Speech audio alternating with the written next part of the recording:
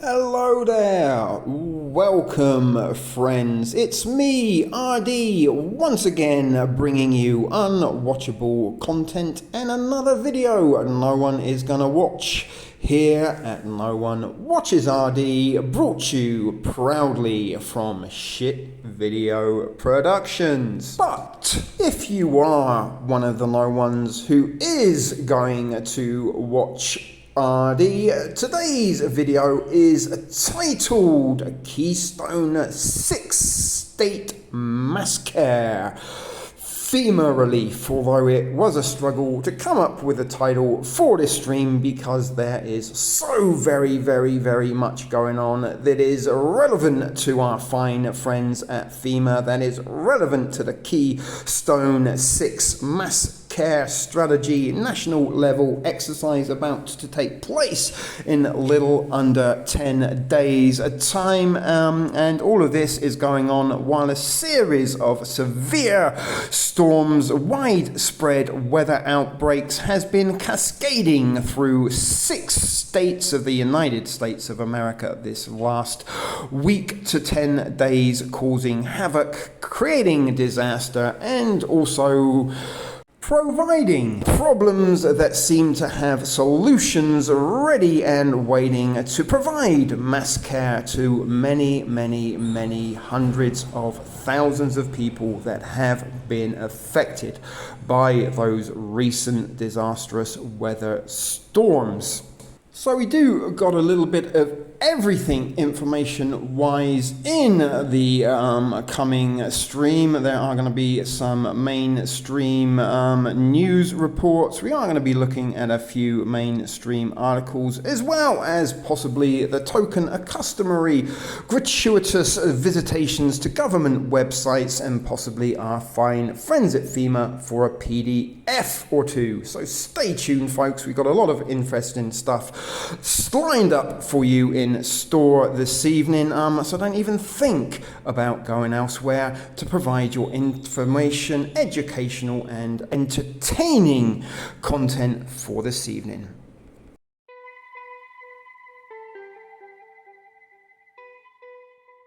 So what better place to start out this evening's endeavours than at the National Mass Care Strategy.org website, which is a customary government website. Now this is an article that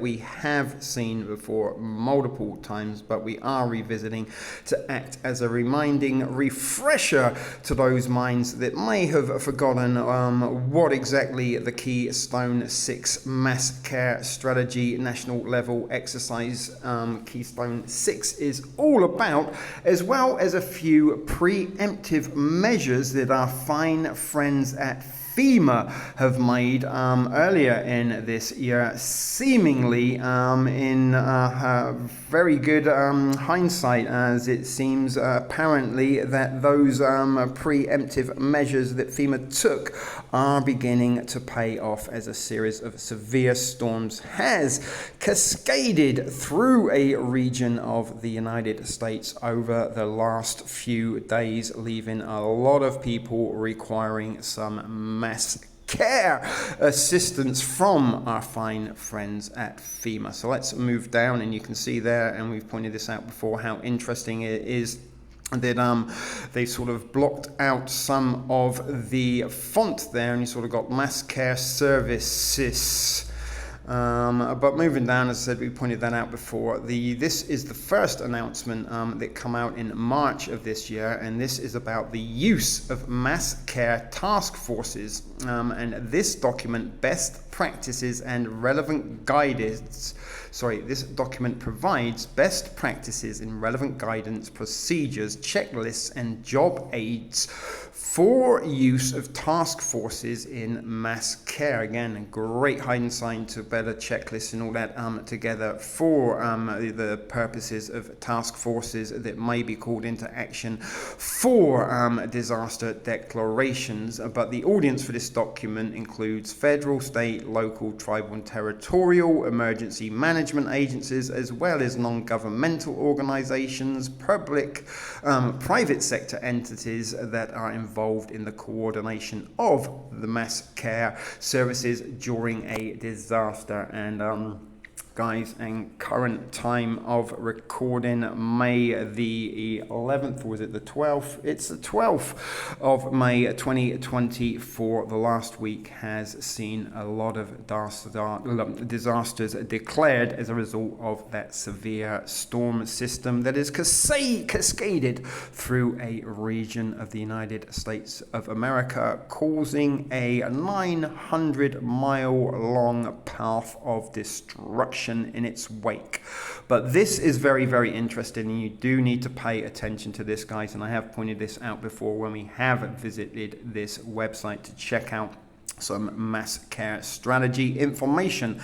But FEMA has reformed its disaster assistance to help survivors. So it sort of almost seems as though FEMA was expecting a motherload of survivors that would require assistance as a result of a disaster, or in this case, a series of disasters that are sweeping through the United States that is seemingly ongoing, and more weather warnings have been issued for the week to come. But this article, or this announcement from the Federal Emergency Management Agency, our fine friends FEMA, they published an interim final rule. So this is sort of overruling sort of previous rules, and this is now the final rule that has amended its regulations governing the individual assistance program to increase equity by simplifying processes. So by simplifying processes, it makes it less time consuming, which means there's less paperwork and stages and procedures to finally, to be assessed in order to finalize if or not an individual will require assistance or be granted funding from FEMA. So they've simplified it, removed an awful lot of additional steps in that procedure to make it a little bit swifter for the FEMA staff to get through the lines of what's looking like hundreds of thousands, if not tens of thousands, possibly hundreds of thousands of people that are now requiring assistance from our fine friends FEMA. But they are removing barriers to entry and increasing eligibility for certain types of assistance. And under the program, this rule applies to emergencies and major disasters that have been declared on or after March 22nd, 2024 on the good old Gregorian calendar. May 12th, 2024, guys, a little under 2 months after this article was released, this announcement that amendments to the assistance program had been made by FEMA, we have had a whole bunch of disasters declared, as we will see very shortly in this stream. And guess what, folks? FEMA were fast to act, and they already have feet on the ground assessing some of those disaster declaration sites. But here it is, folks, the final announcement here at the National Masscare Strategy website is about the 2024 National Masscare exercise taking place May 2024, this month, about to commence, as we are about to find out, on the 21st to the 23rd of this month, May 2024. And the National Masscare exercise, as you should know, is called Keystone 6. Currently, 6 states are affected by those severe storm systems, and many of those 6 states have disaster declaration and or states of emergencies in effect.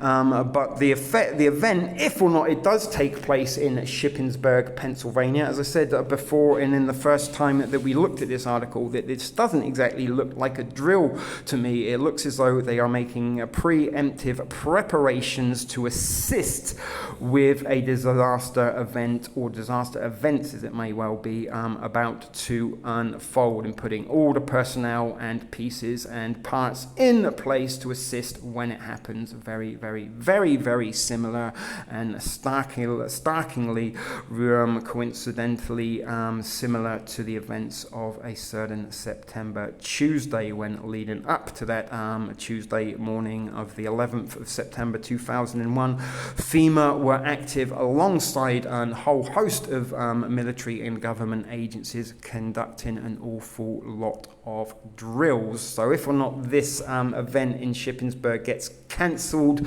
exercise relief efforts are cancelled and switched to real life disaster relief efforts, and many sort of exercises and drills have been carrying on all around the United States as we lead up to this mass casualty mass care strategy national level exercise in a few days' time.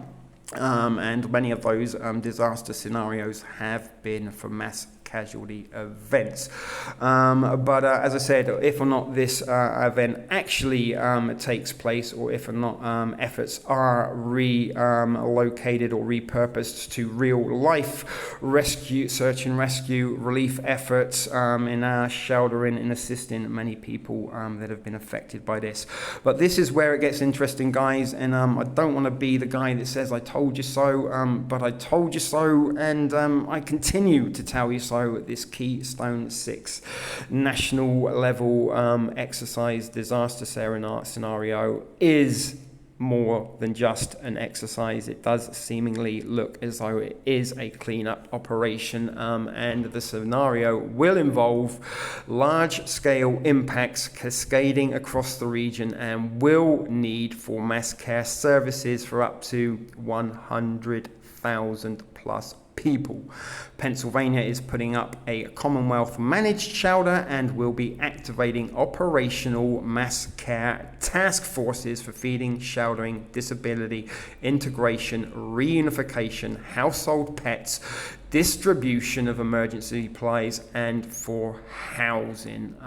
All of those things, guys, are now in full effect. All of these things are in place and will be distributed to people that need assistance in all of those things that we have just mentioned. It's almost as though they knew something was coming and put everything in place under the guise of an exercise that they can then repurpose when the event comes active. Well, you know, we were going to conduct a drill anyway, but seeing as this event is become real life scenario, let's just put our practice into real purposing, real-time purposes, and let's get our asses into action and go in, give out and distribute some mass care to disaster victims that are lying around the nation waiting for someone to come and help them after the series of devastating storms that has cascaded through 6 states of the United States of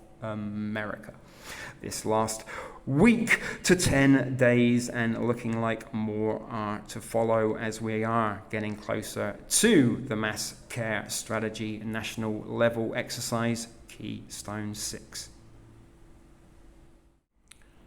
So we are now at govtribe.com for another article that we have previously seen in a series of videos on this channel recently, and it is to highlight some FEMA preemptive measures that are in contemporary times seeming incredibly foresightful, and that foresight of FEMA put out a request For information regarding Masscare turnkey sheltering support, and we are going to look a little bit as to what that is, although we are not going to dive too deeply into it and pay too much attention, as we have previously seen this article a couple of times, but it is being used to emphasize the I'm telling you so, have told you so, and many of the things that we're going to read in the requirements for this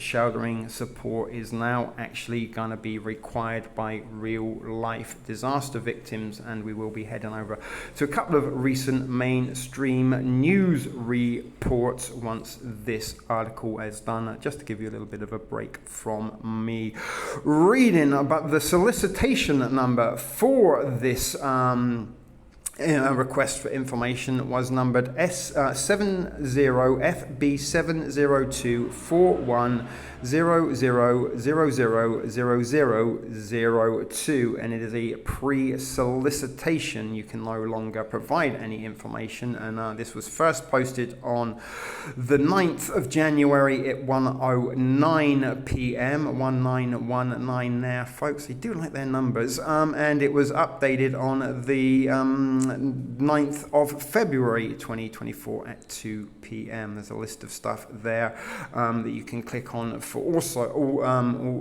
alternative or other related FEMA requests and opportunities to provide them as a sort of partner, assistant, contractor, either way.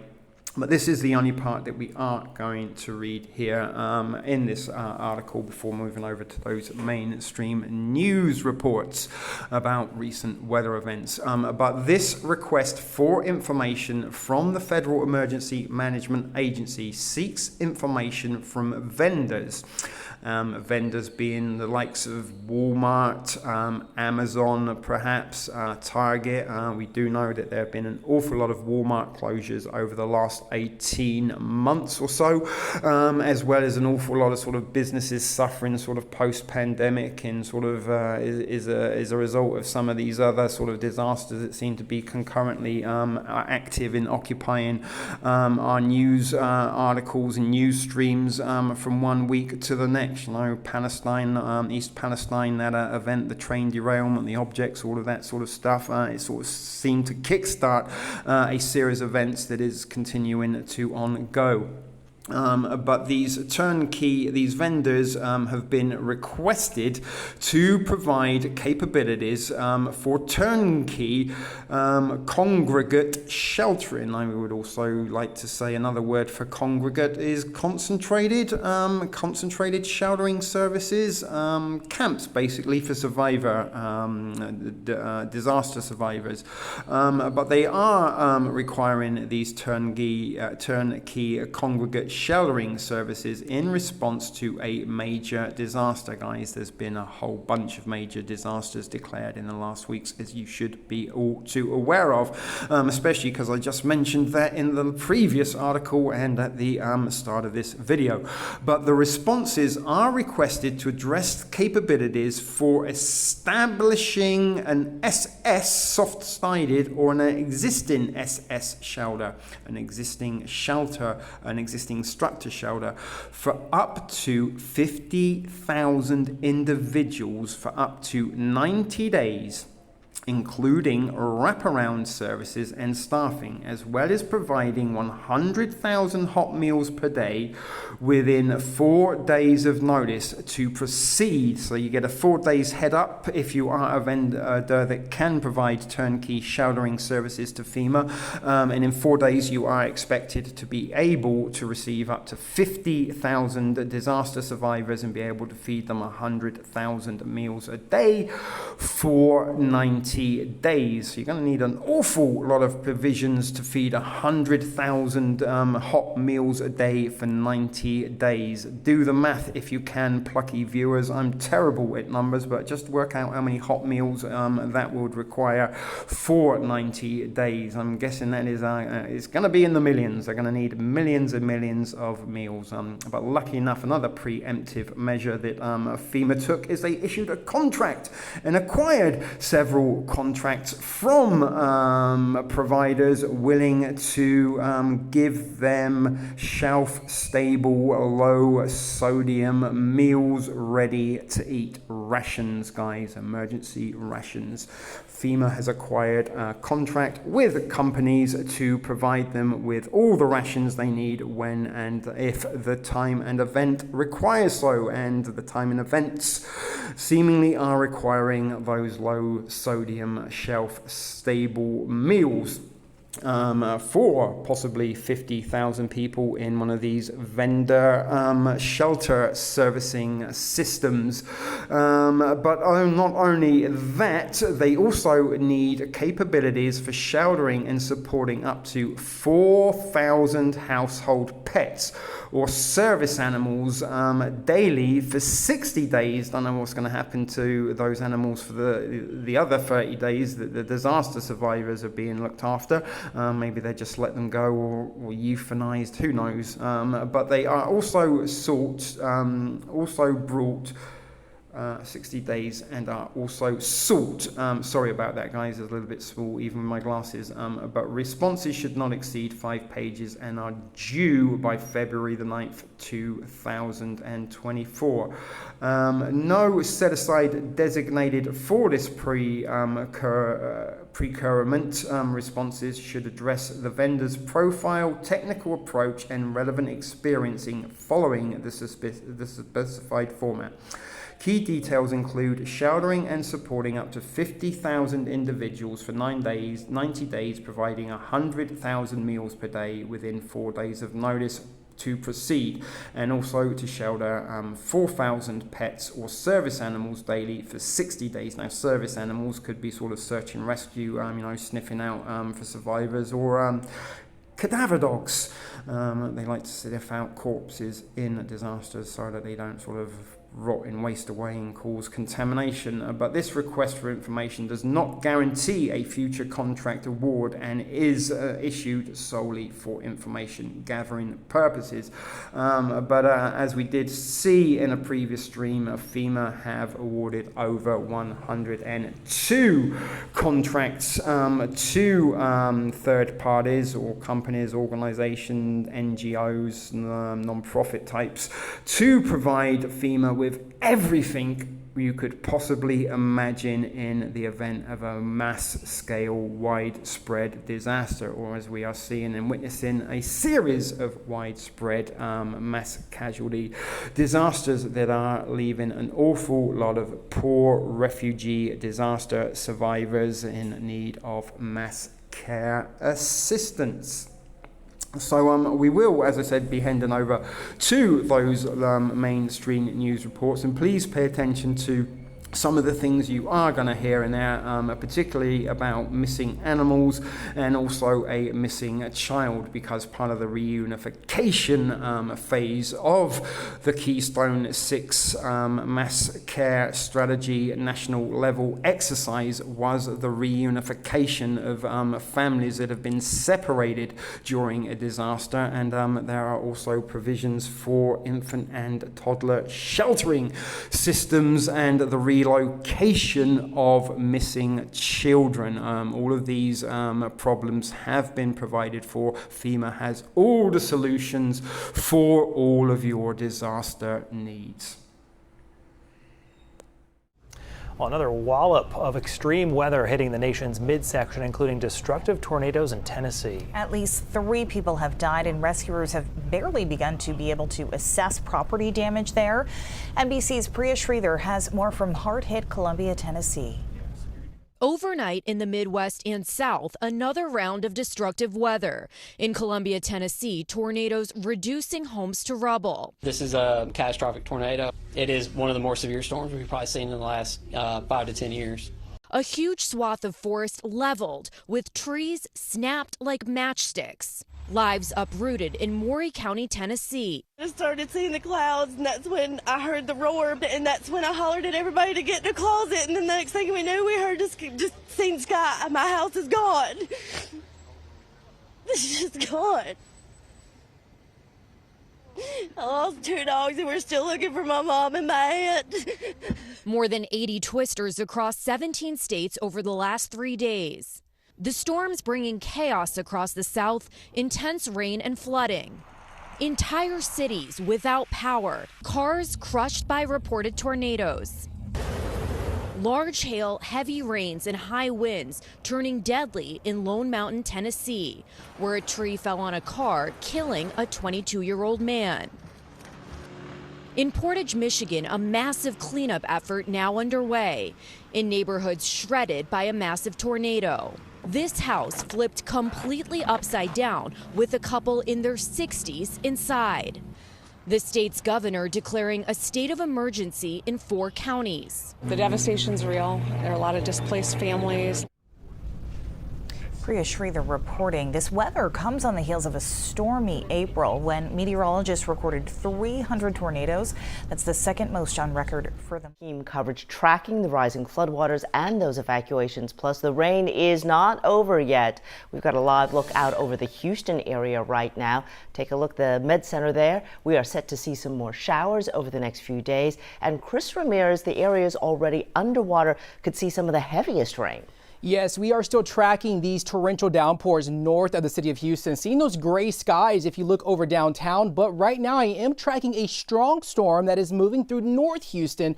This storm has a potential of pea-sized hail as well as 40-mile-an-hour winds that's moving just to the west of I-45. This is headed towards Dryersdale, even over Bush Airport. And also we're tracking the rain that just really has not let up all that much as for the past hour or two. Lots of lightning, lots of rain falling along I-45. And the unfortunate news is this is all upstream from the San Jacinto Rivers and Trinity Rivers. The National Weather Service keeps extending these flash flood warnings as this rain really not showing signs of letting up anytime soon. And right now we're seeing this until 1 p.m. But we are expecting this to continue as we head into the next few hours. Lots of rain. Looking at those 24-hour rain totals, up to 3 to 5 inches of rain just upstream from Lake Houston. You can see Lake Houston right there, but other than that, seeing 4 to 5 inches of rain. All that water has to flow southward as we go into the next few hours. We're seeing more of those red dots. These are the live flood gauges, mostly north of Houston, starting to turn into red. Flooding already ongoing in these locations, and unfortunately, we're expecting this rain chance to last at least through the weekend. Sherman Min. All right, thank you very much, Chris. And we want to remind you, areas that are under a mandatory evacuation order are the neighborhoods on your screen east of the East Fork of the San Jacinto River. Take a look at that. Harris County Judge Lena Hidalgo saying she expects the water there to rise around midday. And right now, high water rescues continue along the East Fork of the San Jac River. That's in northeast Harris County. This after some people under a mandatory evacuation advisory finally decided to leave. Jason Miles is live along FM 1485 with what he's seeing there. Jason. Hey there, Sherman Min. A very fluid situation right now, and I keep looking down because the water keeps creeping up. We're along FM 1485 just east of the East Fork of the San Jac River, and water has overtaken part of the roadway here very rapidly. We just had to move our news unit. This is Casey Ridge Package Store. About an hour and a half ago, that parking lot was still accessible, but the business had to close as the water kept coming up. Now take a look at some video we shot fairly recently of an active rescue in this very area. We saw crews from the Harris County Sheriff's Office as well as the Huffman Fire Department go into a neighborhood along Casey Road. That's a dead-end road just adjacent to the San Jac River. People under a mandatory evacuation decided to stick around to keep an eye on their properties and their pets and so forth, but they finally decided they needed to come out with help from these rescue crews. Take a listen to what one longtime resident had to say about those coming to help. Oh, fantastic. Okay, I'll make sure we got everything on your stuff, okay? That makes you want to cry, huh? Yes, it does. Thank you. Yes, ma'am. Oh, my kids have been calling all day wanting to know where we're at, what we're doing, so. Can say you're safe now. Yes. The next step is connecting with family members on higher ground. Preferably, Mrs. Newhouse there suspects she and her husband will return, though, to their property they've owned outright for years, despite being so close to the river. County officials, meantime, report an additional 15 people were rescued overnight, along, of course, with many pets. We saw a number of dogs coming in on that boat as well. And back here live along 1485, I hope most of the folks along Casey Road have evacuated at this point. We're opposite of the San Jac River from neighborhoods known as Idlewild and Idle Glen, also very inundated at this hour. And we just heard and saw a transformer blow over there. The owner of this package store hoping to get in and turn off the power, but it's a very dangerous situation anytime you go into water when power is still going. Reporting live from Northeast Harris County, Jason Miles, KHOU 11 News. All right, Jason, and you, the rest of the folks out there, take care, please. We'll check in with you later. As a result of this flooding, Harris County under a disaster declaration. Officials have shifted emergency activation now to the highest level. People who live along the San Jac are being told to brace for several more days of flooding. Stephanie Whitfield has updates from city and county leaders today. Stephanie, what are they saying? The big message is they believe the flood wave is going to arrive during the midday hours for people who live along the San Jacinto River. So if your home has flooded before, now is the time to evacuate. The areas most impacted fall in parts of Harris County and the city of Houston. So we're hearing from spokespeople at both emergency operation centers today.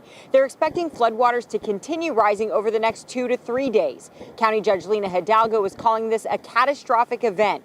Right now, you're going to hear from Judge Hidalgo first, then a spokesperson from the Houston Office of Emergency Management. Right now, you may think, if you live in those neighborhoods, that things have leveled off and we're good to go, but this threat is ongoing and it's going to get worse.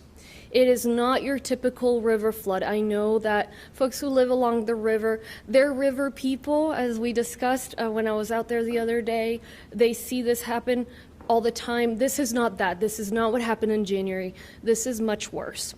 It's a catastrophic event, and we all need to take the urgent and necessary steps to respond accordingly. It's very important that people know now's the time to get out, because if you get out now, that's one less person that our first responders, our police and fire might have to rescue later. Again, Judge Hidalgo is saying the flood wave will arrive midday today. She's urging everyone who lives within half a mile of the East Fork of the San Jacinto River to get out now. County officials are expecting about a couple hundred structures to flood, and they say by the end of the day, the only way to get out will be by boat.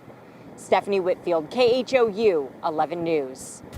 All right, take warning. And parts of the River Plantation neighborhood in Montgomery County are closed due to high water. Officials there have been working around the clock, helping folks stuck in high water. KHOU 11's Jalissa Garza joining us live from that area with the latest. Jalissa. Yeah, Sherman, that's right. Several roads are closed in this neighborhood, including this one, River Plantation Drive. You can only go so far because of the high water that officials don't want people driving through. Now, the rain has calmed down within the last 45 minutes. It just picked up and then once again calmed down a bit, but the high water is still a big concern. Montgomery County constables tell me on this street alone, they've made about 6 water rescues. Moments ago, we saw a 7th one, looked like a family there, but one family I spoke with who lives further down the road tells me they left last night because they were concerned, and when they came back today, they learned their home has 5 feet of water inside. If you've never experienced flooding, water is so powerful and so fast. I mean, you can replace furniture and things, and we got our things that you can't replace. We got those out. Now, that family has lived in their home for 3 years. They tell me that back in January there was some flooding, but it wasn't as bad as it is right now. Luckily, they were able to, as you heard, get important items out of the home, and now they're just waiting for the water to go down, but they're at a hotel, they tell me, off of 45, and they're safe. Their daughter's safe, their dogs are safe, and that is what matters most to them. Now, several agencies are out here working. We also saw the Texas game wardens along with different constables and fire departments all just working to help people out who are impacted. The constables tell me that they're going to continue going down this road to see if anyone else needs any help. Of course, we're going to continue keeping you updated on air and online. For now, live in Montgomery County, Jalissa Garza, KHOU 11 News. All right, thank you, Jalissa. Good luck to the Reeps family and all the other families out there. Thank you. And breaking at noon, Crosby ISD telling us that a school bus was caught in high waters this morning. Just before 6:30 a.m., a school bus with 27 students on board stopped in floodwaters on Gulf Pump Road near Maple Street and the San Jacinto River. The district says that the driver had to stop because deeper floodwaters were ahead. The students exited through the rear door. They were taken to their campuses on an alternate bus. Once they arrived, they were given breakfast and dry clothes. Parts of Texas underwater this morning. Oh, that was floating. After a weekend of deadly flooding ravaged the southeastern part of the state. New video shows rescuers near Dallas desperately searching the high waters for 4-year-old Lucas Warren, who was swept away by raging waters. Tragically, the child was later found dead. Police in Houston using jet skis to pull a man and 3 dogs out of up to 8 feet of water. It was among the more than 500 rescues and evacuations in the Houston area in a matter of days. We personally did close to 100 water evacuations. As the relentless rain submerged homes and sunk cars. The banks are full, the creeks are full, and it's got nowhere else to go. Kingwood residents Erica Gines and Frank Courier say they barely made it out in time. We started looking at the water levels rising, and we're like, yeah, we need to get out of here. And by the time we did, it was just coming too fast. The couple saved by a high water vehicle, now returning home for the first time. Oh my God. But it's just wild to see like how much like damage it does. Yeah. I think that's overwhelming. As the skies clear, the road to recovery begins. What does rebuilding look like? For these people, it's very difficult. These people might not be back in their homes for a year or two. And I put a yardstick in the water where we are here so that you can see it's reading at about 4 inches just on the edge of the road. But these folks aren't out of the flood threat just yet. They're still anticipating more major river flooding that could potentially cause this water to rise again.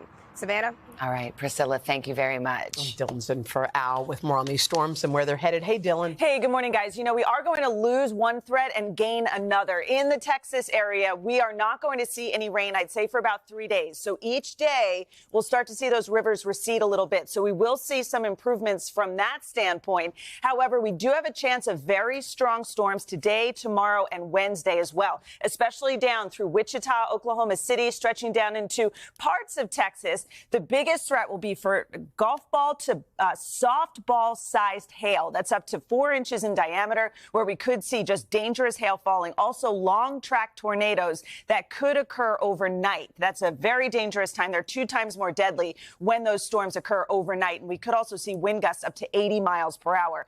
In this area right through here, this could be increased to a high risk area where we could see some of those nighttime tornadoes causing a lot of damage. Then the risk tomorrow, it kind of weakens a bit. We're still looking for a good chance of large hail, wind gusts up to 60 miles per hour with a lesser chance of tornadoes. But then it all fires up again on Wednesday. And look at how many more cities it includes. St. Louis, Indianapolis, Cincinnati, where we could once again see hail over 2 inches or more in diameter. Strong tornadoes are possible Wednesday, too, and wind gusts up to 60 miles per hour. It is going to be very active the next several days, Savannah. Okay, we will check back. Dylan, thank you.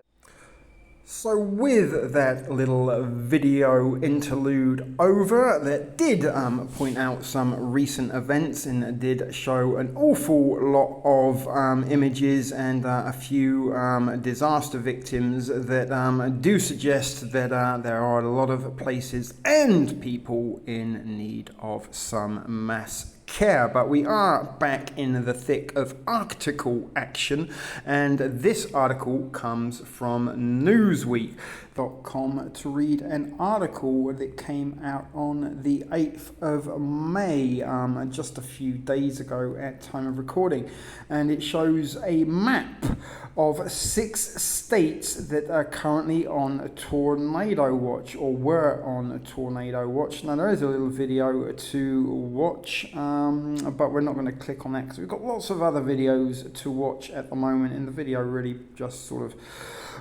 says exactly what we're about to read. But parts of the United States Midwest and the South were bracing for hazardous weather on Wednesday as the National Weather Service placed portions of 6 states, Keystone 6 states, under tornado watches early in the morning. The states affected were Kentucky, Arkansas, Mississippi, Missouri, Illinois, and Tennessee. The watches are widest in Arkansas and Kentucky, with multiple counties under tornado watch until 6 a.m. Some states have only a handful of counties under watch, but the map below shows the counties in which state that have a tornado watch in place. And there it is. Not very clear, but those little blue blodges are the tornado watches that are in place. Whilst up to 6 states will be affected by the adverse weather conditions, central Arkansas was placed under a severe warning, thunderstorm warning by the NWS. And videos that were shared on social media appeared to show a tornado touching down in Arkansas in the early hours of Wednesday. Although the tornado is still unconfirmed. I'm not sure how you can unconfirm a tornado when there are videos of it, but maybe it wasn't a video, an actual tornado. Perhaps it was a holographic image, who knows? But several social media users also reported that the power was out in parts of Arkansas because of severe weather, and PowerOutage.us recorded more than 20,000 customers in the state as being without power on early Wednesday. The site, which uses utilities data to track power outages, also said more than 30,000 customers had no power in Michigan. And the Great Lakes state was also struck by tornadoes on Tuesday evening, leading to homes and businesses being damaged and several injuries being reported. Now, there's also been a few deaths.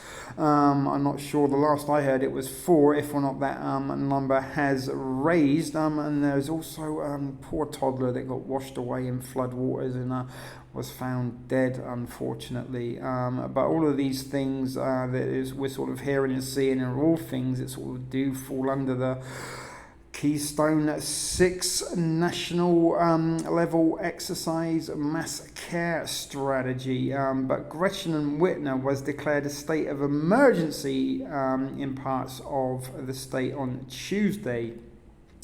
And there's a picture there, look, of a child walking through a neighborhood destroyed by a tornado on the 7th of May 2024 in Barnsdall, northeast Oklahoma. The EF3 twister that struck claimed 1 life and destroyed dozens of homes. The NWS has warned of severe thunderstorms and flash flooding in the east of the county, and said the official website added that several chances for severe weather and heavy rain are possible in the Midwest and Ohio Valley, to the southern plains of lower Mississippi and the Tennessee Valley. The vast majority of Tennessee and Kentucky are on alert for floods on Wednesdays. Residents of these states have been advised by the NWS that all severe hazards will be possible, which may include severe thunderstorms, very large hail, severe winds, and potentially strong tornadoes. I believe that is an advertisement there, so we're not going to click on that. In parts of Kentucky, the service predicted winds of up to 70 miles an hour. During tornado watches and weather warnings, the NWS urges residents in affected areas to ensure they have multiple ways to receive tornado warnings and have a plan in place for where to take shelter should the need arise. Read more. Surprising surge in US tornadoes explained. I'd like to click on that. In fact, I'd like to click on many of these, but we're not going to in this particular stream. Maybe we'll come back for another one.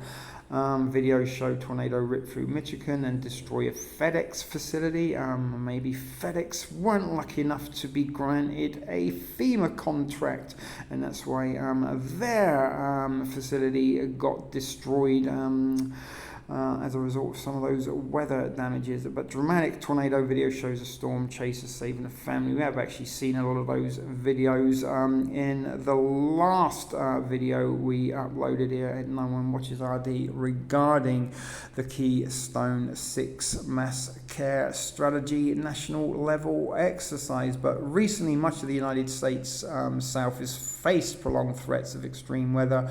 On Monday, Oklahoma was ravaged by a mile-wide tornado which struck the area around Bartlesville. Barnesdale, a small town north of Tulsa, was also hit for the second time in just 1 month. So repeat events, guys, cascading through 6 states of the United States. But last week, dramatic footage circulated on social media, showing storm chaser Freddie McKinney rescuing a family of 4 after their home was destroyed by a tornado near Hawley, Texas. And they go on to finish up by saying that, do you have a story we should be covering? Do you have any questions about tornadoes or other extreme weather events? Contact Live News at newsweek.com. And click on the meter to rate this article. So that is it, guys. I did want to just point that out. 6 states have been put on tornado watch. I do believe have actually been sort of lifted by now. That was last week, but these series of storms have over the weekend, Saturday, descended into northern Florida, and the reports are that maybe Monday will be calm, but there are more storms to come. So let's head over to another recent article regarding the weather situation at the moment. Here we find ourselves at WVTM13.com, which is an NBC News affiliate from Birmingham, Alabama. And although there does look as though there is a video there, I can assure you it isn't. It's just some sort of weird advertisement. If you click on it, it does follow you throughout the screen. But let's look at this article. But before we do, there's an advertisement for another article there called Impact Days, 2 rounds of heavy rain and a severe storm in Alabama's forecast next week. And below this, impact weather, another advertisement. Weather next week we will have 2 rounds of impactful weather next week, covering for 4 days. So it looks like a series of high impact weather events are going to cascade through Alabama as well as other states in the coming weeks, which is why I wanted to use this article, because they use the word impact several times, guys. Keystone 6, a scenario simulation for a series of high impact events cascading through a region of the United States. But this is another advertisement, I believe. Round 1 hits on Monday and Tuesday with a heavy soaking of rain in some embedded thunderstorms. Monday night through rush hour into Tuesday morning. However, round 2 will hit Thursday night and will go into Friday morning. And funny enough, in one of those previous streams regarding these events in Keystone 6, one of the news articles we did feature in that stream mentioned the sort of dangers of storms catching you while you're asleep. You don't want to be sleeping when a storm hits. And here we see 2 storm systems that are due this week to hit Alabama are going to be throughout the night. But the heavy rain threat, the article carries on to say, on Monday and Tuesday will mainly affect the southern half of the state. The heaviest of the rain and thunderstorms will likely stay near the south of Interstate 20 to Tuscaloosa, Birmingham, and Anniston, south to Clanton, Montgomery, Selma, and Demopolis. But what you can expect on Monday, if you are in those areas, is the timing. Rain will most likely be from around 5 p.m. Monday through to 7 a.m. on Tuesday, mostly an overnight event. See, they did point that out, and I just pointed out that one of the articles that we saw last week talked about the dangers of these storms hitting during nighttime.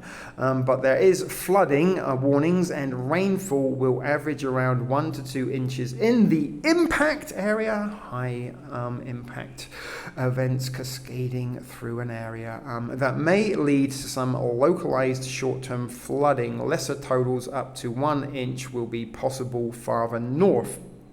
But there is a severe risk of thunderstorms, and they will bring frequent lightning and heavy downpours, but we will not expect an active severe weather on Monday night or Monday night or Tuesday morning in central Alabama, but there may be some threat over the southwestern part of the state, but that is still to be determined. There's a little graphic there of the warning, I guess, the red, yellow and green, marginal threat at the top of the state, slight in the middle, and then at the bottom it is moderate. But what to expect Thursday night and into Friday, the outlook for now will be from late Thursday to 11 a.m. on Friday. This will need to be adjusted as the storm system comes into better view next week. There may be some flash flooding, and this will be possible with more than 2 to 4 inches of rain expected, but there is a severe risk that severe storms will be possible, and those storms will be capable of producing large hail, damaging wind, gusts and tornadoes overnight into Monday morning. Watching this area, and look at that big orange patch in the middle there. That is suggesting to me is the area that might be lining up to be impacted by a series of high impact weather events. But the storm system finally moves out by Friday afternoon with a limited chance of rain throughout the next weekend, and it will leave behind an average of 2 to 4 inches of rain, with some locally higher amounts as high to 5 to 7 inches. Another graphic there of inches to expect of rainfall, I believe. But stay weather aware for the latest weather coverage, yada yada, whoop-de-woo, ray-tay-tay. Click on their app and then don't forget to click on the notifications. But that was something, as I said, I wanted to point out, guys. We do have more weather warnings ahead, and if or not, you know, this the actual Keystone 6 national level Masscare exercise event actually takes place, or if or not that exercise efforts are repurposed and put to real life usage. Is it does look like there are a series of events about to happen, as well as a series of events that already have happened as we are on the Keystone 6 countdown. And as I said, guys, will if or not it will occur, that remains to be seen. But I am suspecting that we haven't seen the worst of these storms, and I am suspecting that there might be some sort of devastating events that are yet to happen, that will possibly happen over the course of next weekend or Friday. And the reason I say that is because next weekend, the 18th and 19th of May 2024, is the pre-event event for the organizers and participants of Keystone 6. And we remember that the FEMA team arrived in New York City on Monday the 10th of September 2001 to get ready and set up for a drill bioterrorism exercise that was due to take place at the Port Authority's Pier 92, literally across the street from the World Trade Center, 2 towers and the 7 buildings that made up the WTC complex that were dustified beyond trace on that fateful September Tuesday morning. And echoes of the past regarding exercises and drills nationwide, as was the case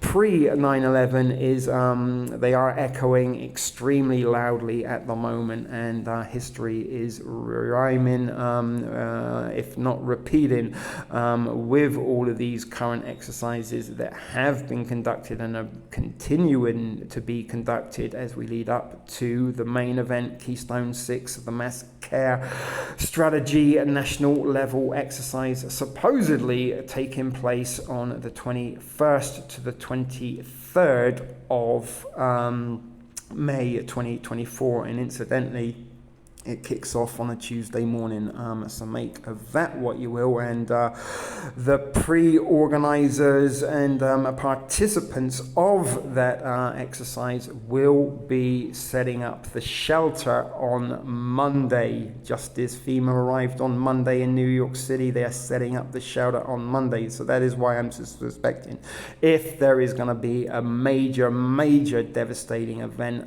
caused by either thunderstorms, tornadoes, or even earthquakes. Who knows, there may even be some solar activities that provide disasters within disasters within disasters, and let's hope there are no outbreaks of deadly viruses or any grid down blackout situations that will prevent the Masscare assistance aid from our fine friends at FEMA. So let's head over to our next article without any further ado. So before we dig into our next relevant article, let's just have a little look and a reminder to all of those watching of the 2019 National Masscare Exercise, AAR/IP, and this is an article from November of 2019, although it actually isn't an article, it's a more recent article, but this is the article we're about to read was first published in 2019. But the National Masscare Exercise of 2019 was a functional exercise conducted over the weekend or over the days of August the 26th to 29th of 2019, and it took place at the Illinois State Emergency Operations Center in Springfield of Illinois. And the exercise used a task force concept and examined Masscare-related recovery issues following a significant earthquake in the New Madrid seismic zone, NMSZ. Specifically, the exercise focused on planning in the areas of sheltering, feeding, and reunification in 4 main timeframes: 2 to 15 days being the first, 15 to 30 days the second, 30 to 60 days the third, and 60 to 90 days the fourth. And those were days post-earthquakes. The timeframes of those were the days post-earthquake for feeding, sheltering, reunification, and rescue and stuff. So that was a little look and a little reminder of the 2019 Masscare exercise, and the reason I did that is because you should be aware, guys, that sort of leading up to the total solar eclipse, during the solar eclipse, and preceding the total solar eclipse, right up to recent times, there has been a series of earthquakes, although extremely small earthquakes, that have been cascading through the region of the New Madrid fault zone. And are we about to get a large, more devastating earthquake to hit the New Madrid fault zone, as we did very similarly and eerily to the total eclipse of the sun in 1811 that was preceded by a series of devastating earthquakes that cascaded through the region of the New Madrid fault line, and I think the most devastating one of those hit 7 point something on the Richter scale, but it did leave a path of destruction in its wave, and it was a series of earthquakes that went on one after the other that sort of gradually got bigger and more devastating until they reached the crescendo of that series of events. And if or not they were staged events, one can only wonder, but we are going to go over and look at some recent articles relevant to earthquakes hitting the New Madrid fault zone. So we have opened up khmoradio.com to read this article. It does say you can listen now, but I tried to do that, it didn't work. But the article starts off by saying already 63 quakes in 2024 along the New Madrid fault zone in Missouri. And I think this is 63 earthquakes solely in Missouri, I'm sure, and certain that there are more in other states that are that sit on the New Madrid fault zone, although for the sake of duration of this stream, we're not going to go looking into any other earthquakes that have hit there. This is just the one article that I did want to point out, and mainly because of the 63 quakes, 6.3, 3 6s, Keystone 6. What have I done there? I don't want to do that. I was inadvertently tried to share it to Twitter. My apologies, guys. Sometimes there are a little bit of editing errors or kerfuffles when you are fucking it, doing it live. Although this isn't technically live, I am sort of screen recording, and you will be watching it subsequently after the screen recording. But at the time of recording, it is live to me. That being explained, back to the article. It's quietly been a busy year along the New Madrid fault zone in Missouri. While there have been, fortunately, no major quakes big enough to garner much attention, the USGS says there have already been at least 63 felt quakes in the region in 2024.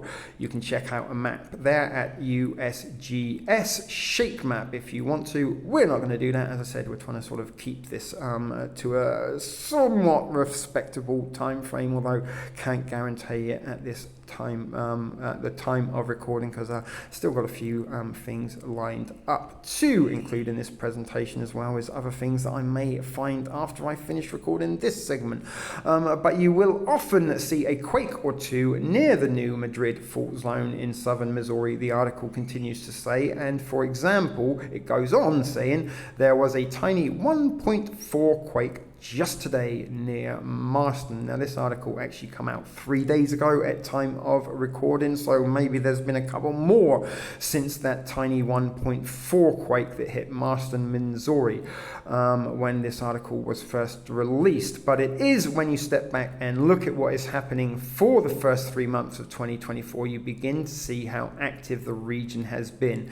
Here's what the map looks like for the New Madrid fault zone so far in 2024, according to the USGS. Now, it's not exactly very clear to make out what we are looking at on that map, although there do seem to be a little series of white dots along what is the New Madrid fault zone there, but we're not going to zoom in and count them. We are going to continue swiftly along with the article. But the good news so far is that there has been nothing significant this year, with the largest so far only amounting to a couple of 2.7s. And there is a list of some of those recent earthquakes there to have hit the New Madrid fault line, with the dates and times that they were recorded. But that is actually quite a lot of activity, the article continues to say, as the New Madrid fault zone began in 2024 extremely quiet. And then highlighted almost too quiet, the quiet before the storm. And again, you know, regarding the 1811 total eclipse and the earthquakes that preceded and followed that event, history again is eerily echoing of the past. But there is zero reason for alarm at the moment, or yet, whichever you choose to add there. But it is actually a good thing when earthquakes faults release energy. It could probably feel better where we're at in 2024 in Missouri.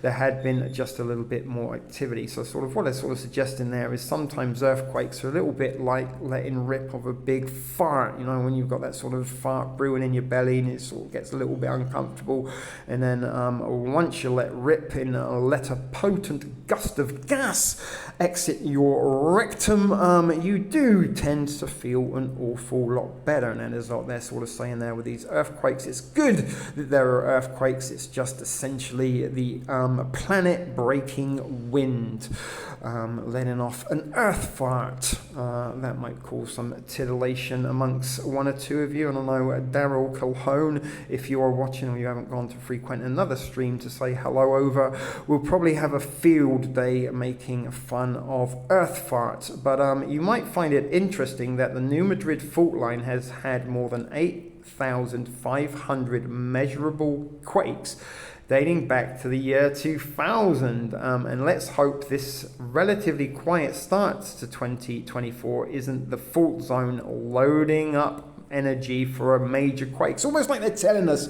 a major quake is coming. It's like, let's hope it's not loading up energy, and it's a little bit sort of like, you know, sort of teasing yourself with adult entertainment. You sort of watch one video and get yourself very close to the point that maybe you will be ending, and then you decide, you know what, let's tease myself and go and watch another video and bring myself back up to this point, and repeat the process until finally a major eruption erupts.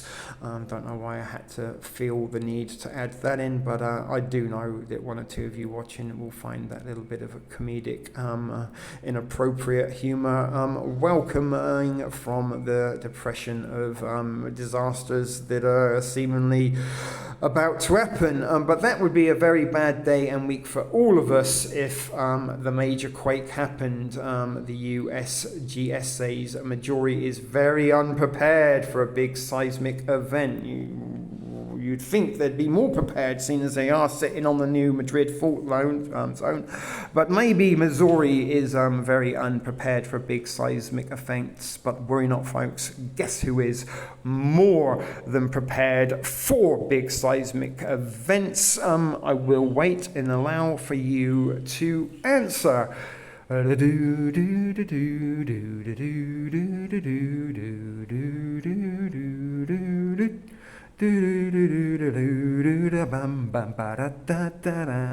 Zoom boom do do do do be do be do dee da ba ba da da da da da ba ba ba da da da da da da da da.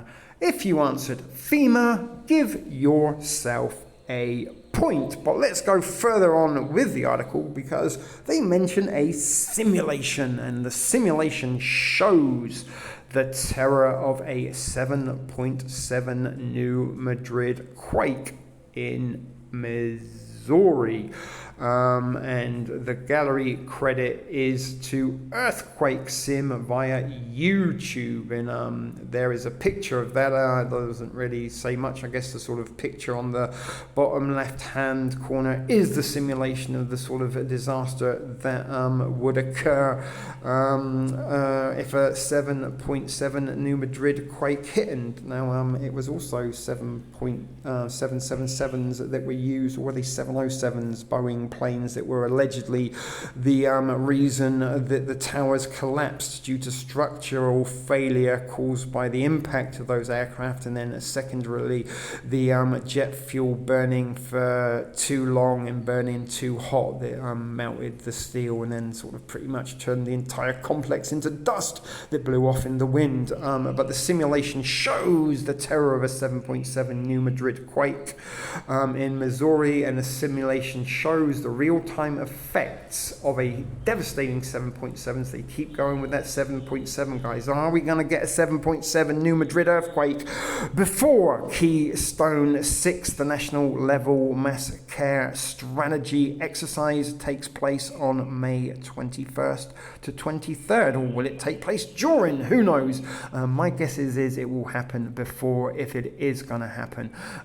Let's place your bets now, and I really do hope I don't have to come back with told you so's, but guys, you may have already noticed that this stream has been rich and ripe with told you so, and RD fucking tells you so, folks. But no one watches RD. People are more interested in going over to less informative and educational streams where they can say endless hellos to other YouTube viewers. But yeah, let's just scroll down, because it pretty much says the same of the simulations showing the disasters, and there are some of the pictures we're not going to zoom in on, but look, there's a couple of towers there that have caused had structural failure caused by the damage of the earthquake. Almost like there are two towers there, would it seem. Is that a little bit of an Oklahoma City reference going on there, or homage in those pictures? almost at the bottom of this one, folks, and look, there are image of an airport and some aircraft lined up outside. How many aircraft can I see? 3, or is there 4? If there's 3 aircraft, guys, or if there's 4, how many aircraft did they say they used on that day? I think there's 1 on the left, 2, 3, 4. I don't know, or they may be just sort of the entrance ramp things that they line up. It is very, very small to me. Fuck it, let's zoom in. All right, it's only 1 plane. Sorry about that, guys. I was getting carried away with symbolism in overseeing things that I wanted to see, just to sort of tell you that we are going to see a major disaster event under the guise or under the watch of yet another FEMA emergency exercise drill that is about to go live, or go live before the exercise even started. Let's get down to the bottom. There are some more images of the simulation of a 7.7 New Madrid quake in Missouri, but filed under Earthquakes Missouri New Madrid Fault Zone USGS categories, articles featured. And that is it, folks. We have reached the bottom of it there. So if you want to go and check out khmoradio.com for yourself, you can do that and have a little look at the earthquakes for yourself. I'm not going to lie, guys, that image would make a good thumbnail. In fact, let's save it while I'm here.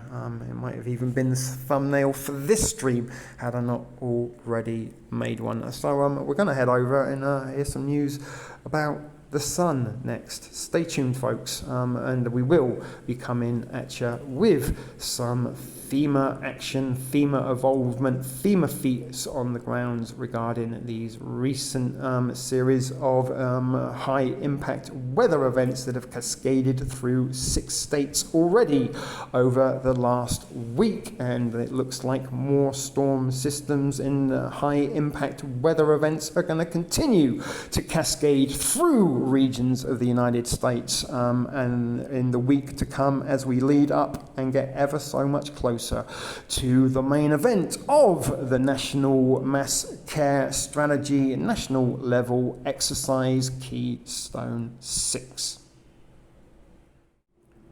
Now we find ourselves at earth.com, nature.science.life, to read an article that came out 2 hours ago at time of recording on the 12th of May 2024. Great looking picture there of the sun emitting solar flares in the earth, precariously sitting in the distance there saying, please don't hit me with solar flares. But the article starts out by saying a secondary peak in this extreme solar storm is expected today. But before we do go into this article, I do want to stop the proceedings and point out another told you so moment, told you so factor, and point out that just under or just over 2 weeks ago on this channel, as part of its new launch week, I put up a short and sweet video titled The Sun Strikes Back, in which I documented and highlighted an article that I come to my attention reporting of an almost category 9 solar flare that a whole bunch of solar scientists had an hard on for, and they were getting ready and expectant for a category 9 solar flare in the not too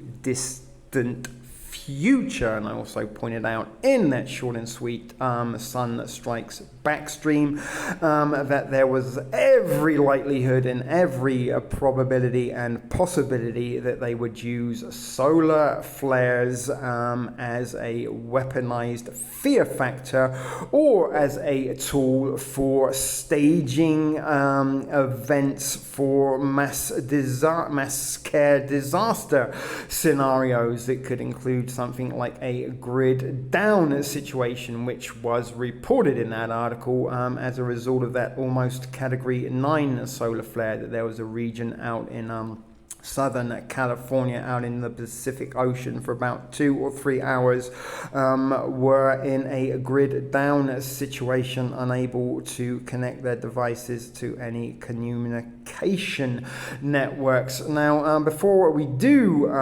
go on to read this article, I'm going to add a further told you so factor and take you back to last year over on TSS, where my partner, our sweet cheeks 78 and myself delivered you news and information in Solar Saturday, in which we reported on a series of solar flares that had taken place throughout the week preceding that SNL Saturday Night Live shit show, Saturday Night Live, I should hasten to add, live stream. And we pointed out at that point that they could very, very well purpose solar flares for staged events, false flags, mass disaster scenarios if they so choose to, and it would be extremely easy to create a grid down situation, I would imagine, as easy as just flicking a switch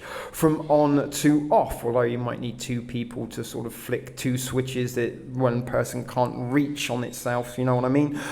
Sort of as a fail-safe to make sure that no one can misuse that feature. But we did point out that the increments and the seed planting back in that Solar Saturday last year over on TSS, that they would purpose solar flares and weaponize them as a sort of doomsday fear, fight or flight agenda. The sun can kill us, don't look at the sun. And again, don't forget the overkill in measures in preparations that were put in place for the total solar eclipse. Now, again, before we do get into this article, during the Activate the Masscare strategy stream on Friday the 10th of May 2024, I noticed that more than one, in fact several of the viewers that were chatting away in the live chat that accompanied that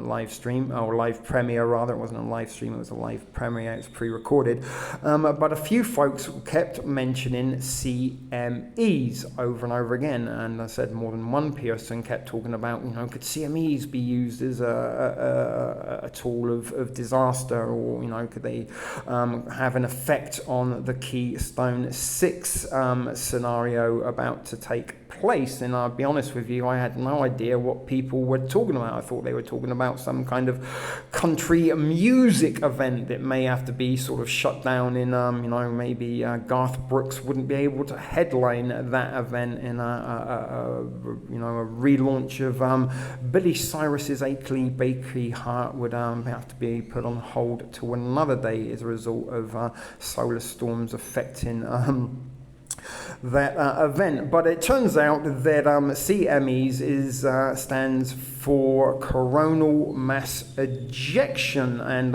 this is an acronym that I was very unaware of, but when I started seeing a few people mentioning CMEs, I sort of instantly thought, wait a minute, RD, it looks as though a new mimetic has been introduced to the lexicon. Excuse that, guys, the motorcycle just drove by the window. But when new mimetics are introduced to the lexicon, it is because they are designed to support a narrative or to provide commentary to ongoing agendas. And solar flares, solar storms are an ongoing agenda, and it has incrementally been seed planted up until the point that it becomes a threat factor, which it has become. And I further suspected that, alright, as I am seeing a new mimetic that I haven't previously seen, that somewhere during the course of the week, perhaps another YouTuber, maybe Dabu, maybe Look Out for Charlie, or perhaps Carol over at Never Loose Truth, had found a TikTok TikTok video that they come across on Twitter that may or may not have featured somebody pointing in front of a map or an image on a loop of a solar flare erupted, and it provided the memetic CME to the lexicon, and was maybe sort of less than 2 minutes long, providing a threat warning of imminent solar storm activities, and to be advised to have some preparations or countermeasures should a solar storm hit and cause a grid down situation. Now, I'm not calling anybody out or saying you're wrong for using memetics. If you do not know what memetics is, that is because there is not enough RD in your viewing activities, and you really should go and check out my playlist on memetics, because I am somewhat of a global leader when it comes to providing information on memetics, the DARPA narrative network, military memetics, memetic warfare. Memes are weaponized, folks. They are not meant for titillation and humorous purposes, designed just to get a few thumbs up or love heart emojis if you share them on your social media. They are far more darker and sinister than you could ever possibly imagine. And lucky for you, Nowrdians, you've got me, RD, to provide you this information. So I would suggest strongly, guys, go and check out that playlist and get yourself up to speed on exactly what is memetic warfare and what the purpose of memes are. And they are designed for multi-purposes, a variety of things, and one of which is to deliver narratives, thoughts and opinions to people that might not otherwise have had thoughts and opinions or the narrative provided in their vocabulary and lexicon. So that is what sort of was my first thoughts when I started seeing CME being repeated over and over again in that live chat. So I took it upon myself to go and do a little search and found out that it stands for coronal mass ejections. And the reason I'm doing all of this, because back to bring it full circle to The Sun Strikes Back, when I presented that short and sweet stream live with the live chat, not a single person mentioned CMEs, not once, not one person. So that has that shows to me that lexicon or that memetic has been added to the lexicon in the last couple of weeks, and I would suspect within the last week. Again, not calling anybody out. People don't know what memes are, and sadly people are not really willing to sort of come off of places like Twitter or Instagram or Reddit for their information in the search for it themselves. They are quite happy to be soon-fed what is essentially propaganda and pre-approved, pre-formed thoughts and opinions to be adapted by the masses is part of creating memetical hive minds. When you're all thinking and speaking the same thing, you're all the more easier to control. But as I said, guys, RD has already told you not once but twice so that solar flares and solar activity would be weaponized and purposed and used as fear factor material. So back to the article, guys, that was produced or released a couple of hours ago, or probably a little bit longer, since I have been monologuing there with told you so factor related content. And as much as you may think that I enjoy saying I told you so, I really don't, because usually when I told you so and it comes to be, it's because something bad has happened. But the ongoing geomagnetic storm is expected to intensify later today, Sunday, May the 12th at 2024, and you will hopefully be watching this May 12th, 2024, if I do get my edits and stuff done in time. But there are several intense corona mass ejections, they are in the bracket CMEs, just to highlight the new lexicon. Memetic to society to adapt is something they thought they always knew, but these are going to be traveling for the sun up to speeds of 1,200 miles per second and are anticipated to reach the Earth's outer atmosphere by late this afternoon or earlier this afternoon if you are watching this in the live premiere. But back to the article, it says that over the last over the past 2 days, preliminary reports have surfaced regarding power grid irregularities, degradation of high-frequency communications, GPS outages, and satellite navigation issues, grid down scenarios. But don't worry, folks, because our fine friends at FEMA have countermeasures and preparations in place, solutions ready to go to the problem of a communications grid down scenario. They even have contracts with contractors that are able to provide all the technology and equipment needed to get the grid back up and running and provide communications in a disaster region should one be declared.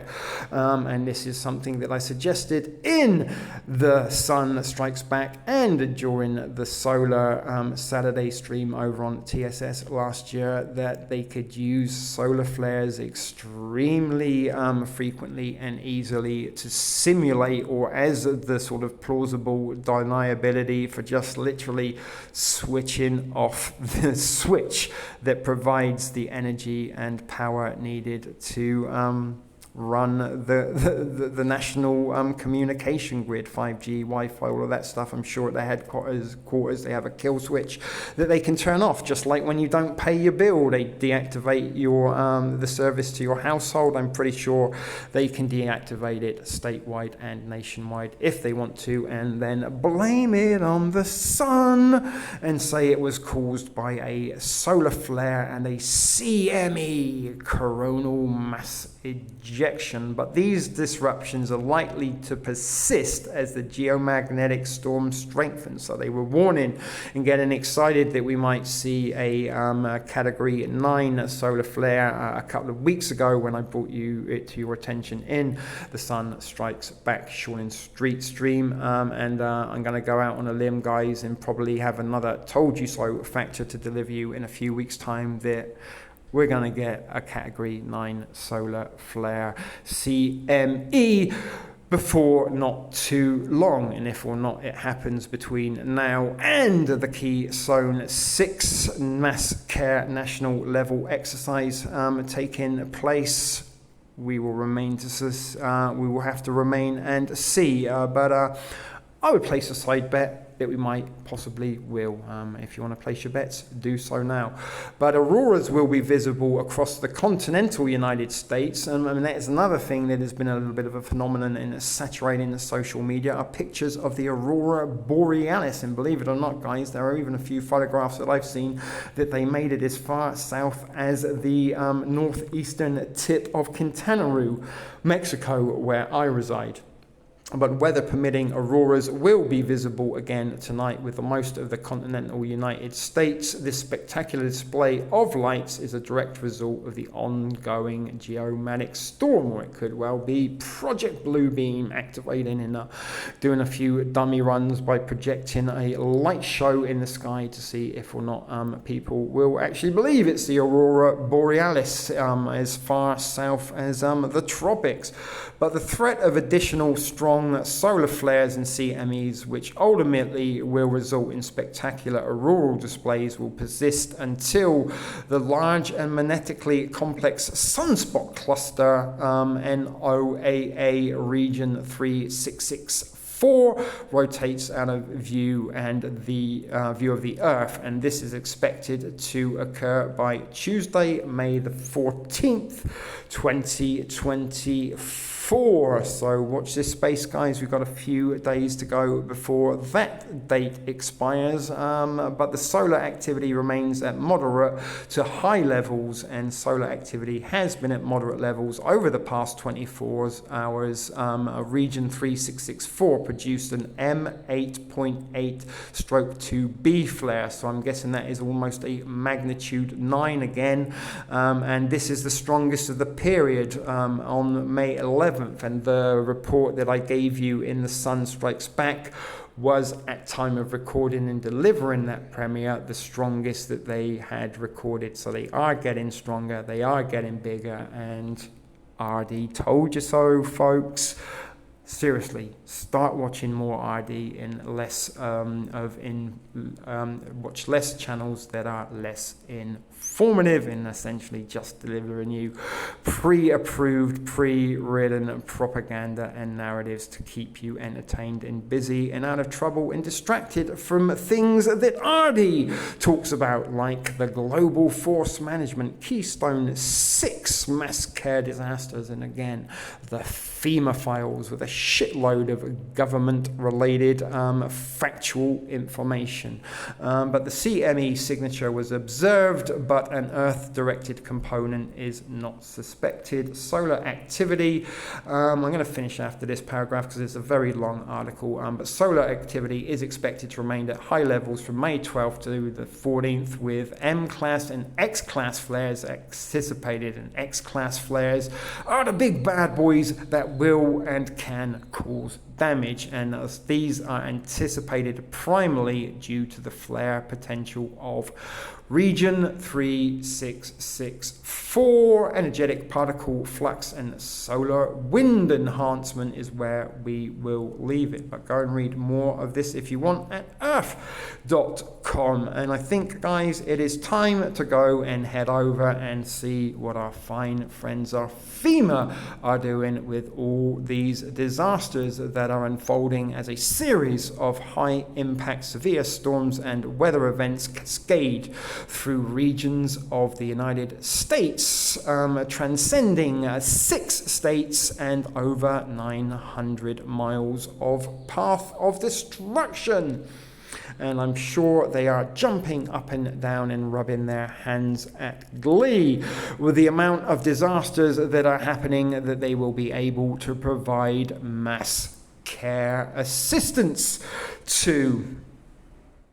And here we are, folks. We finally found our way to our fine friends at FEMA and their government website, an official website of the United States government, I will hasten to add. And this article came out 3 days ago that says reservists are now on call, and there is a picture of what could well be some FEMA reservists ready and waiting to jump into action and administer some mass care to disaster victims. But reservists signing bonus for a limited time. FEMA is currently offering between $500 and $2,500 as a signing bonus under certain conditions. Guys, they desperately need some help and are offering some signing on bonuses for reservists, I guess, which suspects to me that they are going to need a lot of hands on deck for what is about to come.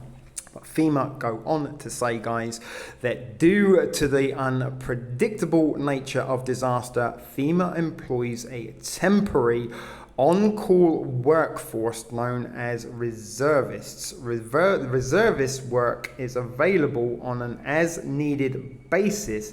It is not full-time or continuous, but if you are out of work, guys, I'm guessing now might be the time to sign on and get yourself that signing on bonus of up to $2,500 and become a FEMA reservist, because I'm pretty sure you're going to have a lot of work to do in the coming weeks, days, and months, who even knows years to come. But appointments are for up to 2 years, and they can be renewed. But as a reservist, you may be requested to deploy based upon the needs of a disaster and you need for your position. Deployment opportunities and length of deployments are not guaranteed and may be unpredictable. Of course, you can't predict when disasters are going to happen unless you're FEMA, and then you pretty much can, and probably with your governmental buddies and all the subsidiaries that operate under the FEMA banner. You probably have somebody with the technology that can ensure the disasters happen exactly when and where they need to happen. But reservists should should be prepared to deploy at a moment's notice. And there are highlights of being a reservist. Look, you get to fly in a helicopter and wear headphones and aviator shades. And if you wanted to, you could pretend you're in Vietnam shooting Charlie with an M60 machine gun hanging from a bit of rope on the side of that helicopter before dropping a shitload of napalm on the villagers. And remember, napalm will stick to kids. But after nearly 30 years as a photographer with FEMA, I have deployed to countless disasters nationwide and have seen America at her most tragic moments, while witnessing the incredible resilience and determination of her people to be entrusted to document FEMA's response along with the recovery of Americans impacted by disaster. It is a privilege. No, it is an honor. I added the no, it is an honor bit. And that is Jocelyn A., a photographer for part of the External Affairs cadre, and she is a reservist employee. External Affairs cadre, that sounds interesting. But you get some benefits. Look, guys, health and dental plan. You also get vision benefits, but only when eligibility criteria are met. You get paid work, travel, and accommodations. You get an annual merit-based increase based upon performance, and you get streamlined, non-competitive hiring processes. Notice, veterans preference does not apply. So if you're a veteran, don't bother applying to FEMA. They're not going to want you as a reservist. But FEMA reservists are covered by the Uniformed Service Employment and Re-Employment Rights Act, protecting them from discrimination and providing job protections when they are deployed to disasters, emergencies, and critical trainings on behalf of FEMA. And you can learn more by clicking that hyperlink there. There's a lot more stuff there to read. What is a car day? Our car days are teams organized by skill and experience. Learn about the 23 car days that represent the work we do at FEMA. That is going to be in the FEMA files for sure. 23 FEMA car days. Wonder what they are. But we will find out in FEMA Files Part 4, probably, whenever enough I get round to producing that shit video no one is going to watch, because at the moment there's a shit ton of stuff going on, active events unfolding, Keystone 6, the Masscare national level exercise is still yet to happen, as actual life disasters are unfolding, as a series of high-impact weather-related events are cascading throughout the United States, leaving millions in need of mass care assistance that will, of course, be provided by our fine friends FEMA.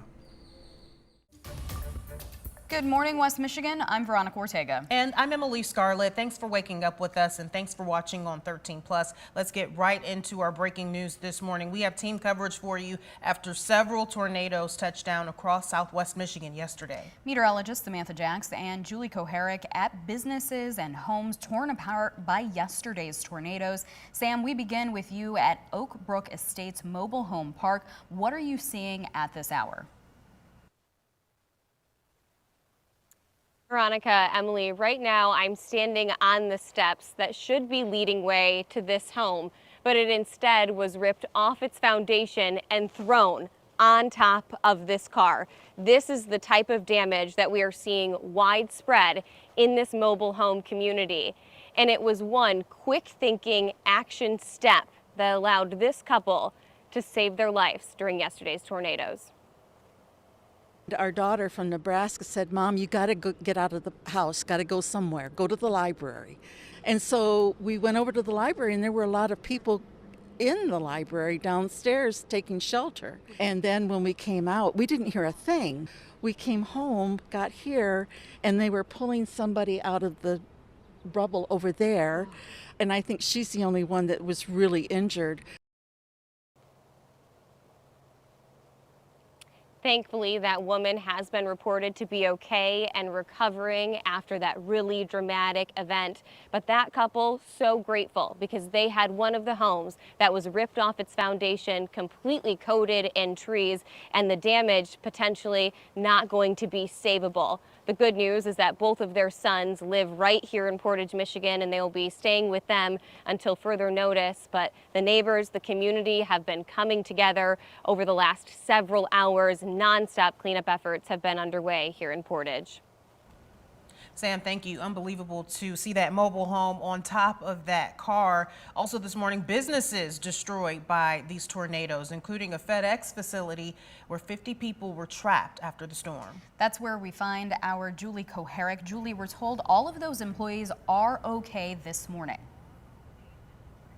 Yeah, thankfully everyone was able to get out safely thanks to those emergency crews, but debris made it a lot harder. Now the FedEx crews have asked all of the news crews to leave their property, so we're on a road right adjacent to that facility, but you can see what we're dealing with. I mean, the wind took down this massive tree, so this is the kind of debris they're dealing with, trying to get people safely out of that building. But let's take some video from the night before so you can see what the building actually looks like. The front of that building completely gone. Winds blowing part of the roof off and collapsing an even larger portion of it. Of course, it's not just the building, also damage surrounding the property like trees like this. It tipped over metal construction signs, even uprooting one of those heavy electrical boxes.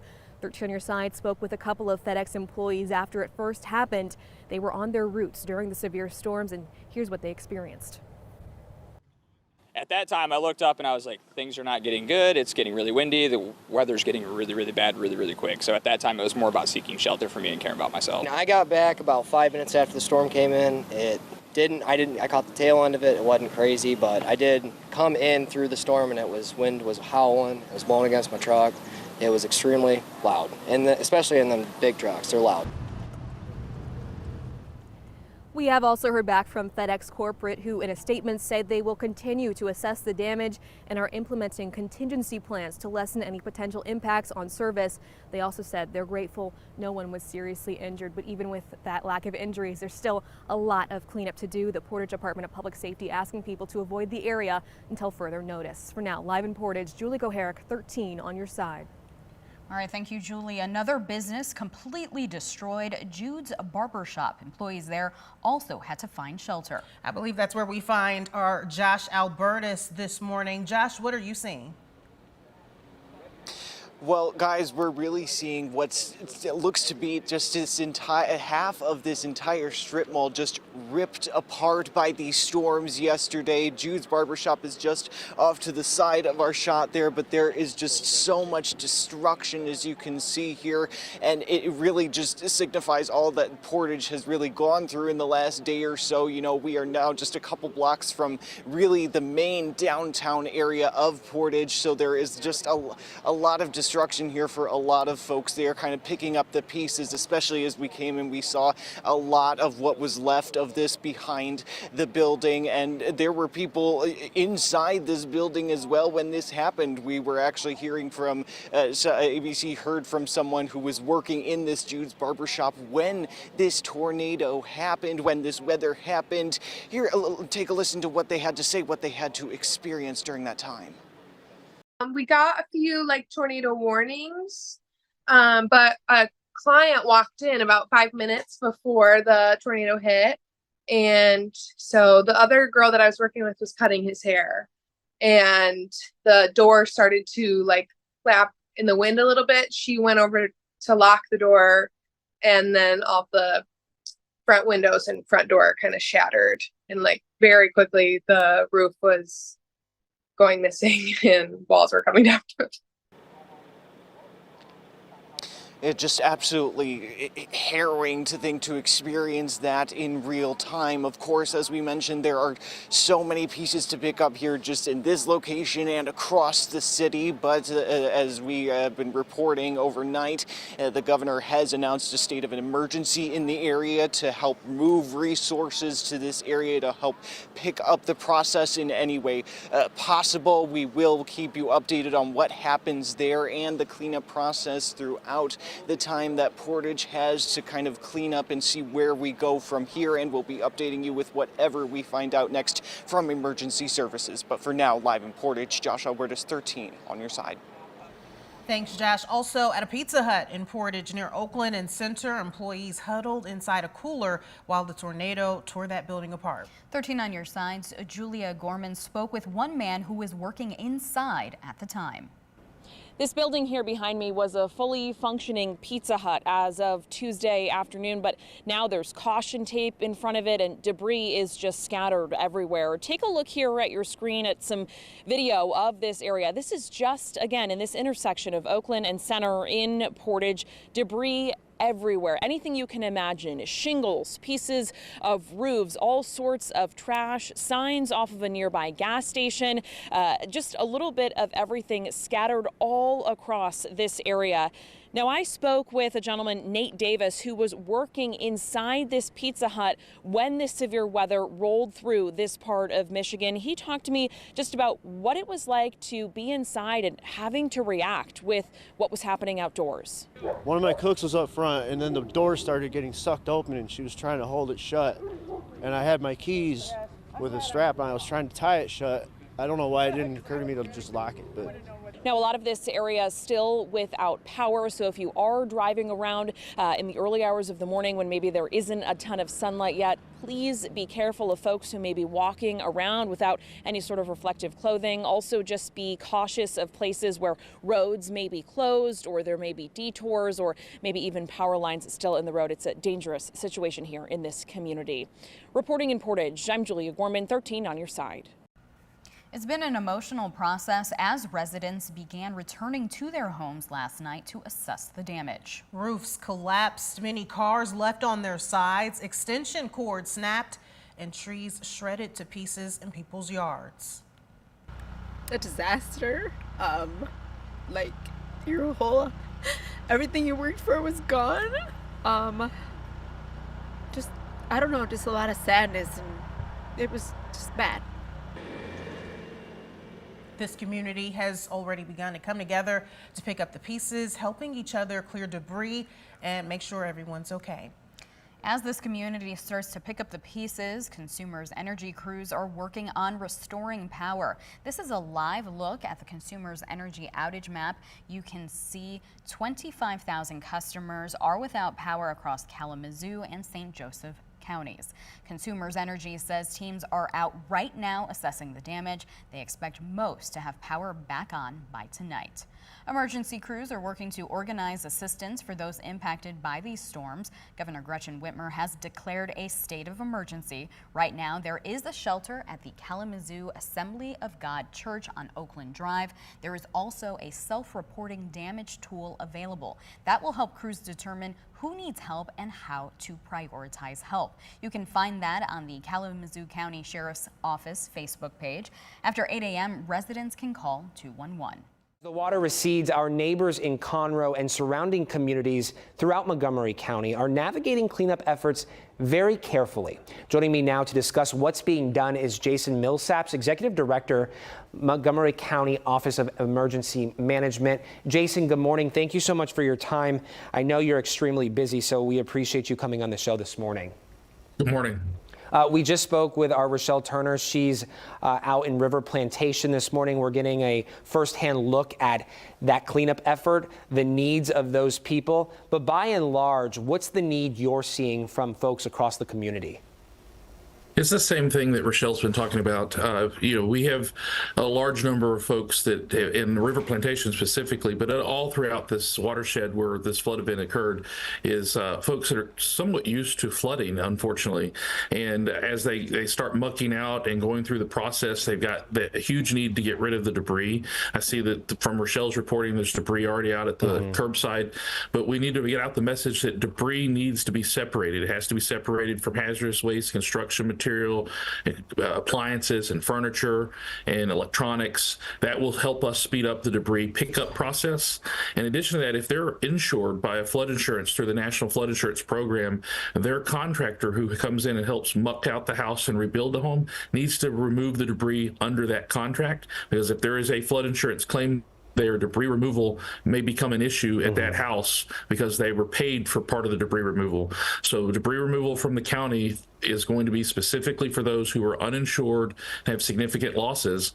And so we need to make sure folks that are filing claims and using that flood insurance to fix their problem at their house, that their contractor is doing what they quoted them to do and removing that debris as well as we go through this process. Today is Commissioner's Court in Montgomery County. I'll be talking with the commissioners this morning about debris removal. We have a contractor that's on contract for this process, and we'll be hopefully enacting that contract. It's going to take a couple of weeks to get the contractors and the monitors and the Texas Commission on Environmental Quality and all the partners together to get this plan in place before we can actually start picking up debris.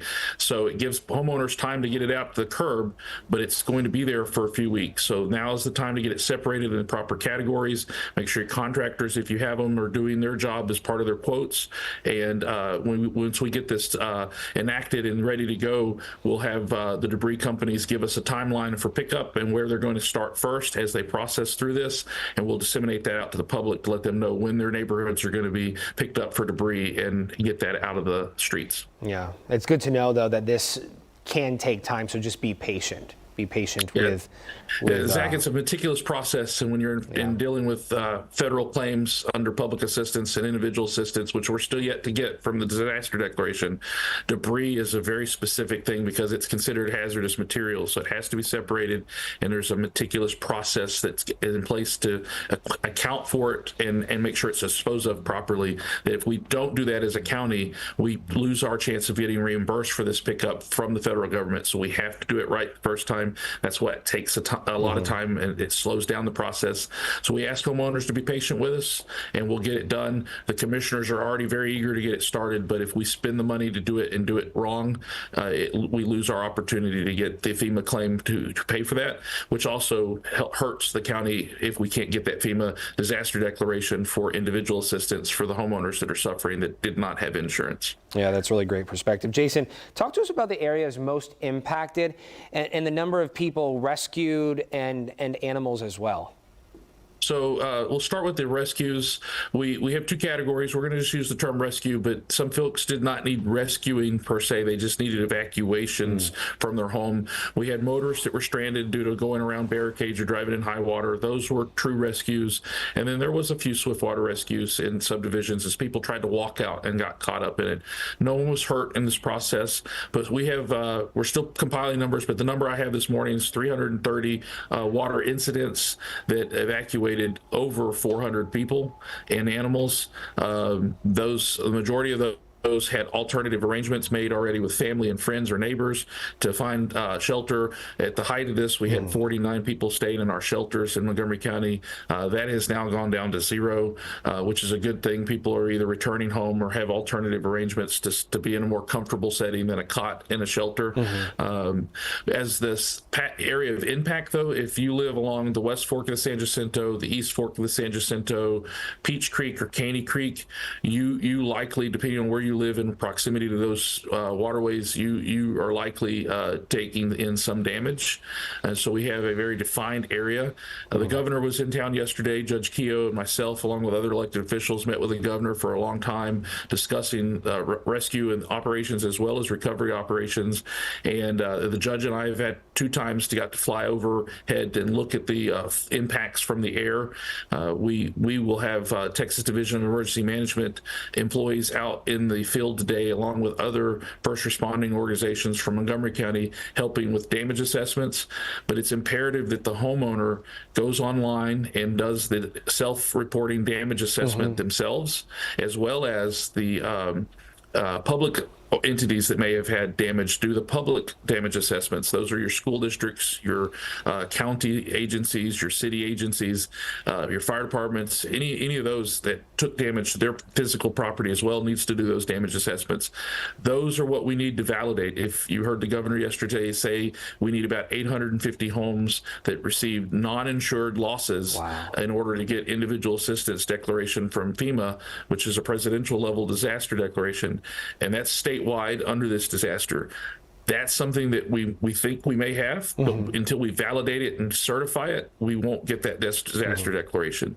And so those damage assessments are so vital. If the homeowners do them, that lets us know that they took damage, and then we have someone come out and certify that damage, so we can then certify that home as part of the count and hopefully get that individual assistance disaster declaration to help these folks. Jason, I'm so glad you brought up physical property. You know, you threw out the number 850. Do we know ballpark figure on how many homes are damaged? And of those homes, how many were destroyed, if any? Not yet. We're still doing those assessments, but there's two categories. You have homes that have been damaged or substantially damaged, and then you have homes that are damaged and substantially damaged that have flood insurance. So the governor threw out that number yesterday that as of yesterday, 500 flood insurance claims have been filed. No matter how damaged those homes are, that number won't count towards that individual assistance certification number that we need in order to get that disaster declaration from the president. And so these have to be uninsured losses. And in some of these areas throughout the state that are flooding, you have folks that flood repetitively, and they're required to obtain and maintain flood insurance in some of these cases. So it's going to be a balancing act between the non-insured and the insured properties to get us to that number.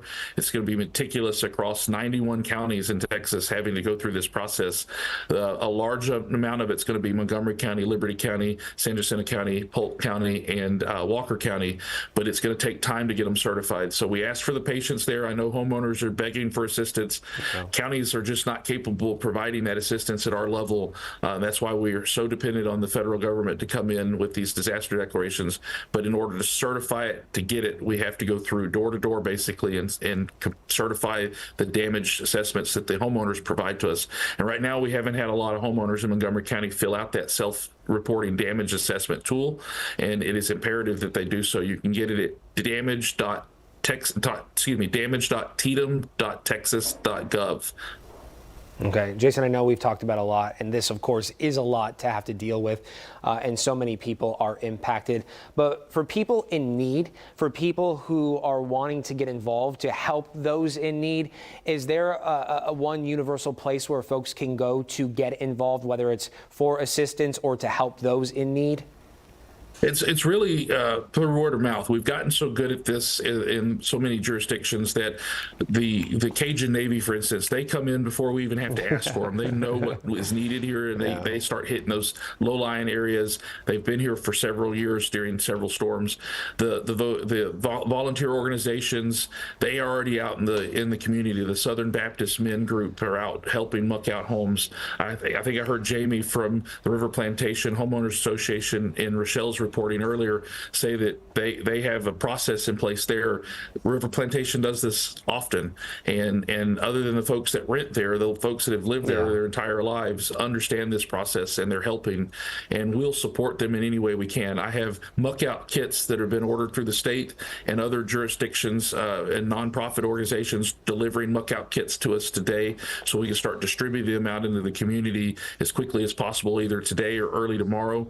And so if you are willing to help and volunteer, reach out to some of these organizations who are providing these services and let them know you're willing to volunteer, because the county cannot coordinate those efforts on private property. So that's why we rely on those volunteer organizations to come in and do that heavy lifting for us, because they have the processes in place, they have the personnel in place that are trained, and then they know how to train their volunteers. Yeah, a lot of good information here. You know, you're bringing up Texas Baptist Men. They now call themselves Texans on Mission. I followed them to Poland twice to cover the Russia-Ukraine war, but the work they do here throughout the states is really, truly incredible. One of the nation's largest emergency relief organizations. But as you mentioned, there are so many. Just get involved if you're compelled to do so. Jason, as always, we appreciate your time. Thank you so much for coming on the show this morning. Thanks, Zach. Good morning. We begin with team coverage tonight of the severe weather that spawned at least 2 tornadoes in the Kalamazoo area last night. Less than an hour ago, though, the National Weather Service announced one of them was an EF2 tornado that was on the ground for 11 miles. It knocked down thousands of trees, damaging more than 150 buildings. County leaders held a news conference to give an update on the damage and the response. 13 on your side's Julia Gorman was there. She joins us now live from Portage. And Julia, they were saying after all of the destruction and damage, it's surprising no one lost their lives. Yeah, that's the big message this afternoon, Julia, and some of that damage right here next to me here in Portage. And this is just one of countless scenes where you are seeing trees many times larger than I am just uprooted. The sheer force of Mother Nature was incredible. And the fact that no lives were lost here is something that officials from here in Portage and across Kalamazoo County are just so grateful for. Now, take a look here. We have been gathering video and pictures, as we've told you, from across the area. Just the incredible effects of Mother Nature and how the destruction just riddled this area. Now, at that news conference, we learned that officials from across the county and here in the city of Portage, they're working really hard, tirelessly, they say, to get people back on their feet. About a third of the folks who lost power, that has been restored at this point. There should be many more folks who get power back by midnight tonight. That was the big message. There will be more folks, though, who will have to wait to get power back until tomorrow. We know that hundreds of electric and gas crews are out working to restore traffic intersections and electricity and gas lines and clean up power lines that are on the ground. Ultimately, folks from the city and from the county were really pleased with how the alert system worked last night. They're really crediting the all different sorts of alerts that go out to let people know what's happening during severe weather, and they're thanking those systems and really proud of how those work to keep people safe throughout this this ongoing scenario. And again, as we've been saying, no one died here in this situation, which is truly incredible. Just a couple of injuries. Here's more from the public safety director just about how they're feeling a day after tragedy. It is really hard to comprehend what you see out there, and then to put that up against the fact that we had not only no fatalities, but little, if any, injuries at all. It's just mind-boggling. It makes you think that somebody was definitely looking out for us. Our warning systems worked perfectly. Again, reiterating what I mentioned there. Now, if you are in need of help, if you need mental health services, if you need shelter, if you need food, if you need water, your first step is to call 211. That way, the area officials can get you in the right direction to what you're needing to get back on your feet. I will have much more on the response from the county and the city of Portage coming up tonight on 13 on Your Side at 11. For now, live here in Portage, I'm Julia Gorman, 13 on Your Side. The powerful storms blew roofs off buildings, collapsed mobile homes, uprooted trees, and knocked down power lines. Elena Holland is live tonight in Portage with a look at the damage. Elena. Hey, Juliet. Now, can you imagine being inside of this Pizza Hut when the tornado went through? That was the reality for some of the employees. And when we spoke to them last night, one employee told us he ushered everyone inside of the walk-in cooler. But before he did that, he was scared for his life that they might not make it out, but thankfully everyone was safe. As you can see, this tornado in Portage completely decimated this building. It's a strip mall with multiple places, the Pizza Hut, like I mentioned, an e-cigarette store, a barber shop, a workout facility, and an insurance company. This is at the corner of Oakland and Center, right through where one of these tornadoes went through. Now let's take a look now at some of the pictures and video that you sent us from the tornado and some of its aftermath. Tech Rescue full response. Tech Rescue full response. Tuesday night, tornadoes took claim to the Portage area, leaving this destruction in its wake. This is video from WXYZ's helicopter showing how this storm has devastated this area. Take a look at this video from a home in Portage. A person named Chris shared this on Twitter, showing the moment the tornado knocked out trees, one after another. Look at that. I could write fucking movies. Chase Royer captured a tornado on video near the village of Colon. It was quite an adrenaline rush, but then you're also worried about, well, what about my house and my other animals? And, all this stuff starts going through your brain. Like, this is serious. During the storm, Josh Manning took this video inside a building near the Portage FedEx facility. The FedEx ship center partially collapsed, ripping off the roof and front of the building. All 50 employees did make it out safely. This is aerial footage taken by the chief of police of Union City, Chris Mathis. The video shows the damage along Dunks Road, which is just outside the village of Sherwood. Barns and homes flattened, silos torn to pieces. Meanwhile, It appears that there is at least 10 homes destroyed, one woman possibly in one of the houses. first responders dealing with the aftermath, assisting people out of multiple mobile homes decimated from the tornado. Kalamazoo County Sheriff Rick Fuller. About 176 homes are what we believe are the damaged properties inside the mobile home community. This is Pavilion Estates Mobile Home Park east of Portage as our crews drove through the area. Home after home flattened, with parts of walls, roofs, and belongings littering the road and ground. Couldn't imagine damage like this happening. And you know, driving to this area today from our Grand Rapids station, you could see trees on the ground, and we saw also a few falling onto homes. We are hoping the people who were in those homes at the time were okay and they're able to rebuild or do what they need to. Once again, we're at the area of Oakland and Center and Portage, where we do see that the intersection light is broken. There's pieces of that light hanging down, but the road is still open. So if you're traveling this way, keep that in mind. You are able to pass through. We'll have so much more on this tornado and live updates from Portage here, so stay with us tonight at 6. But for now, reporting live in Portage, Elena Holland, 13 on your side. Juliet. Thank you, Elena. Tonight we're hearing from the family of a woman who was trapped under her own home after the tornado ripped it off its foundation and moved it several feet away. 13 on your side's Lauren Baker spoke to her family members who say they are thankful they're cleaning up and not planning a funeral. And I hear that their house is gone. Yeah. And her emotion in that phone call and the screaming was the worst. It was terrible.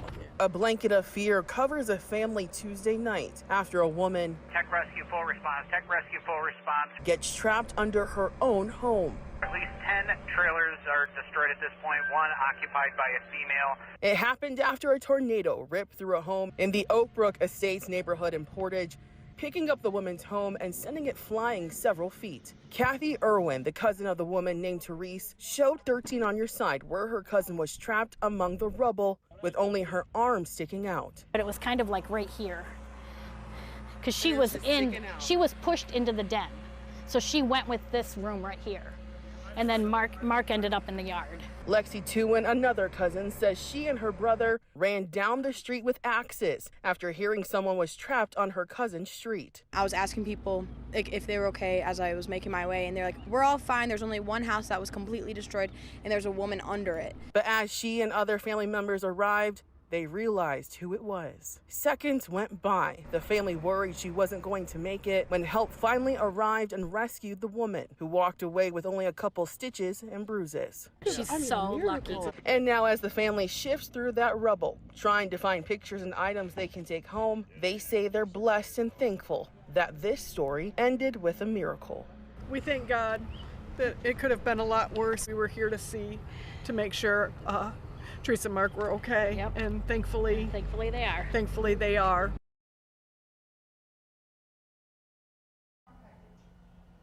Lauren joins us now live. And Lauren, we did hear that the woman's husband was also hurt. What did the family tell you about him? Yeah, Juliet, the family says that the husband was actually pushed outside the home when the tornado came through. He did break his neck, but he is expected to be okay. Reporting in Portage for 13 on your side, I'm Lauren Baker. Thanks, Lauren. First responders were out immediately after the tornado tore through several Portage neighborhoods, and many were displaced from their homes, including a pregnant woman who went into labor. 13 on your side's Kiara Patterson talked to the first responders to get their perspective. This one right here, we had 47 people walk out back to Shering Road and take buses. They were going to take them to shelters. The city of Portage received some of the worst effects of the tornado Tuesday evening. Homes were completely destroyed and cars were totaled. Police and firefighters were the first on the scene as many people were displaced from their homes. To there, we had report people trapped at this location, which was one of the buildings behind you. As I arrived on scene, people were coming out of their dwellings. So we have 12 structures, 4 dwellings in each structure. So that's 48 homes that were displaced. Most of these cars could not drive out. It worked out great where we quickly had our... During all the chaos, the fire marshal says one woman went into labor. And I said, is anybody hurt right now that needs to go to the hospital? And the guy goes, this lady's going into labor. And she was standing there and looked as though she was in labor. It's like, okay.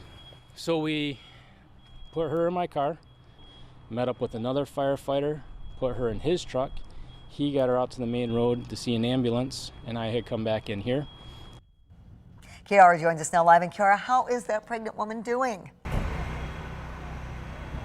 Yeah, Juliet, she is doing okay. She is still in the hospital, but she's expected to deliver sometime soon, but she is doing all right. For now, reporting live in Portage, Kiara Patterson, 13 on your side. Our weather team spent the day tracking the storm and started their extended coverage live well before the tornado warnings were ever issued. Chief Meteorologist George Lessons joins us now with a timeline of the track and the latest information he's getting in. It was on the ground for 22 minutes, starting at about 5:55 p.m. National Weather Service has completed their survey, and it has been rated as an EF2 storm. That's the enhanced Fujita scale with winds up to 135 miles per hour, which is considered considerable damage. So the storm actually began way down in northwestern Indiana, part of a supercell complex that put down one tornado right around 2:30 or so around Michigan City. And then that's that same storm that traversed all the way up through the Portage area with that confirmed tornado right around 6 o'clock in the evening. Further south around the Three Rivers area down through Colon and further south, those storms will be surveyed by the National Weather Service out of Indiana, and their reports are still pending. But the storm was on the ground for 11 miles for 22 minutes, and along the path, many of those homes had wind damage, as you saw throughout many of our reports. And this is the inside of the storm. This is where the storm rotation is, right there, moving through the Kalamazoo area. And there's the track of the storm as well. Several tracks, 1, 2, and 3. Further to the south, even down around the Coldwater area. And at one point, right around 5:50, you could see right in here, there was winds up to 147 miles per hour. That was about 3,800 feet above the ground, and eventually that moved down toward the ground as it tore through the city of Portage. We'll have more information on our weekend, which will be much calmer a little bit later on. Is what a farm in Pisgah, Iowa looks like after an EF3 tornado tore through on April the 26th. The Pape family was in the midst of decorating for a party when a call came in from a friend that informed them that a storm was coming. And Casey and her son barely made it to the basement when the twister struck, the powerful tornado destroying the structure that took the family months to rebuild in just seconds. But thankfully, the family is okay. Yeah, scary as it gets. And Casey Pape joins us now to share her family's story. Casey, great to have you with us. So sorry about what happened. It's been almost 2 weeks, and as you start to reflect back on this terrifying experience, can you walk us through what those moments were like? You get this phone call saying there's a dangerous storm coming. Yeah, thank you. Yeah, we were getting ready for my oldest son's graduation party, to have it in a new Quonset building that we had just built for him. To practice his rodeo in, because he calf ropes and team ropes. And my friend called 5 times, and on the 5th time she finally said to me, Casey, we just need you to go to the basement. We just need you to go to the house. Just go to the house. Wow. And I said, okay, I'll go. And we just barely made it. And my youngest son and I were actually the only ones home at the time. And yeah, we made it to the basement. We grabbed our dogs. I put him and the dogs in the basement, and I went out to look, and I looked and I saw the sky just wasn't looking right, and I looked to the south of our house, and there was one tornado that actually came over a ridge line, over a hill. We live in the Les Hills, and it came over a hill, and I saw it, and as I was turning, I saw actually there was 2. One came through a valley also and hit right after. So wow. It was 2 of them coming at us. 5 phone calls, Kiana. That's a really good friend. That is a really good friend. And speaking of that, this is supposed to be a happy moment. You're celebrating your son. Tell us what was going through your mind when things quickly changed. It seems like there was so much commotion and you had to shelter very quickly. How did you and your son kind of cope with that? Yeah, so actually my son was signing his committal letter to, my oldest son was signing his committal letter to the Nebraska College of Technical Agriculture, where he'll be going to college next year. So my husband and my oldest son weren't here, and they were trying to get a hold of us on the phone, and because they were stopped in just outside of Omaha, because there's tornadoes going through there also. So we were trying to get a hold of them back and forth. We had no lights, no electricity, and my youngest son and I, all we could hear was everything going on outside. And when they tell you that it sounds like a freight train, they're not telling you the truth. It's worse. Wow. And so my youngest and I got him calmed down, and we were trying to get out of the basement. It took us 35 minutes to actually get out of the basement because there was debris in front of the door. And we got that kicked in, and I couldn't believe it. You know, it's a lot to take when you walk outside and you see everything that you've worked so hard for destroyed in a matter of minutes. 35 minutes to get out of your shelter. You had to put that tornado plan into effect so quickly. But when you emerge out of there and you see the damage and the losses, that's where this really sets in. We're into the peak of springtime severe weather season, and I'm sure that you've had the discussion with your family that you need to be ready for something like this. But did you ever expect that you would actually see a couple of twisters on the horizon like you did, and then obviously what they did to your property, your home? Yeah, no.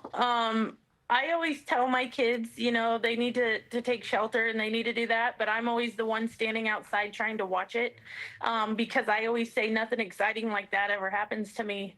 And when I walked outside and I saw this, I was just like, you have to be kidding me. I thought I was in like a fairy tale, but it was just surreal. It was just very surreal.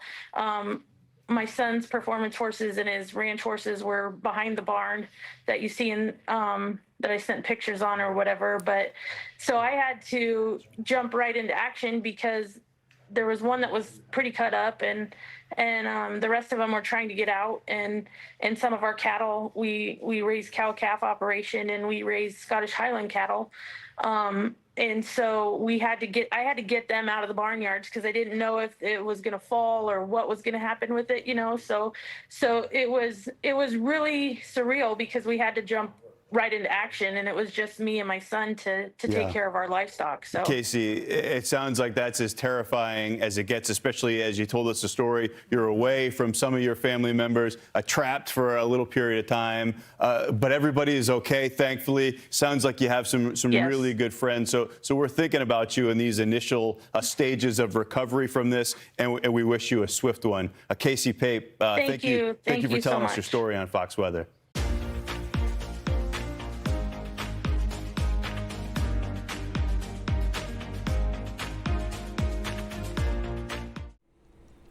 So we are going to finish up at Google to look at some of our friends at FEMA's recent activities over the course of the last few days to week, as this series of devastating severe storm system high impact tornado events have cascaded throughout 6 states of the USA as we lead ever so closer to the National Masscare Strategy Level Exercise Keystone 6, which is a simulation of a series of high impact events cascading through a region of the USA.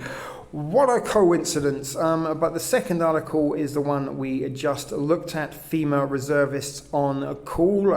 Get yourself over to FEMA if you are looking for employment and want to give yourself something to do for the next couple of years. But the first article, I think, is how Deanne Criswell, who is the director of FEMA, blazed a trail from fighting fires to running FEMA, that says. And there is another way article about Deanne Criswell, who is paving the way from firefighting to leading FEMA. But GovTech, a day ago, Michigan, Washington joined others for FEMA flooding eligibility. As I said, guys, FEMA rubbing their hands together with the amount of disasters that are unfolding and seemingly are going to continue to unfold, and all the contracts, all the preparations, all the requests for vendors to provide turnkey sheltering systems, as well as all the other services and the products and assistance that they acquired through those contracts that they acquired for the financial year of 2024 seems incredibly foresightful with the revelations of the last week in all these events unfolding that are causing disaster after disaster after disaster, and I'm pretty sure we're going to get some disasters within these disasters. So let's click on that one very, very quickly. And it says recovery, Michigan, Washington and others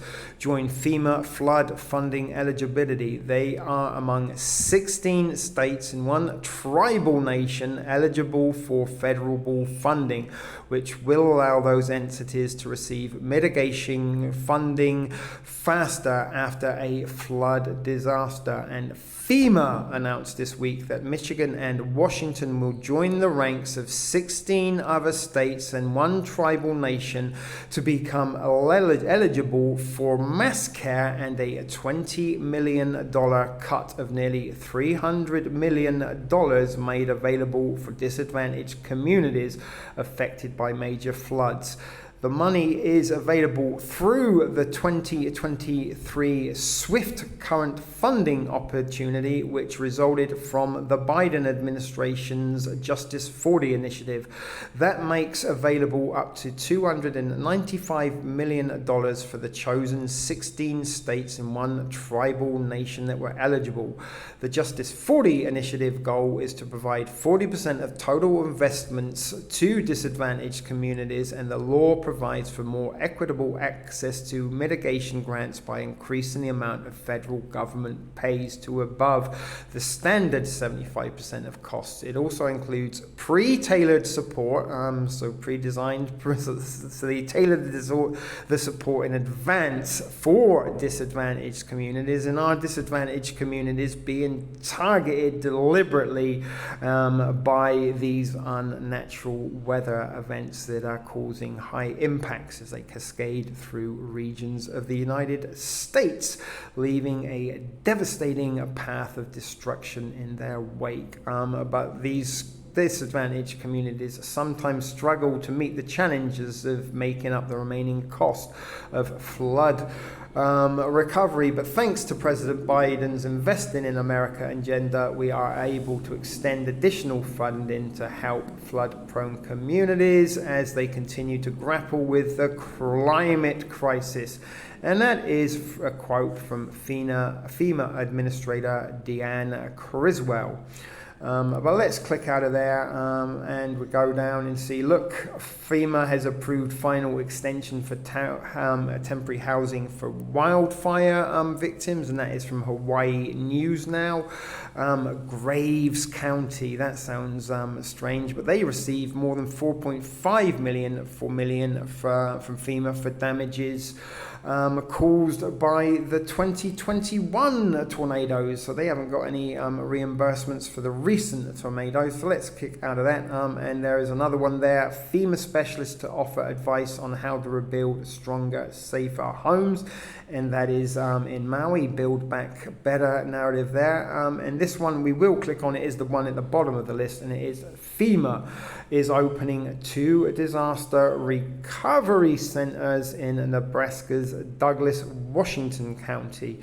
And there is a picture, I guess, of a FEMA agent giving a town hall meeting to the Nebraska. Actually, it's Nebraska Governor Jim Pellen. Sorry about that, guys. Jumped too soon in. Just assumed it was a FEMA agent. But he speaks to reporters about the state and local efforts to recover after the April 26 tornadoes that hit parts of several eastern Nebraska counties on April the 27th of 2024. So this actually was sort of the precursor to the series of events that sort of kicked off over the last week. But Lincoln, the Federal Emergency Management Agency, FEMA, our fine friends, will open 2 disaster recovery centers on Friday. And Friday, guys, is the day before the pre-event event starts for Keystone. 6 participants and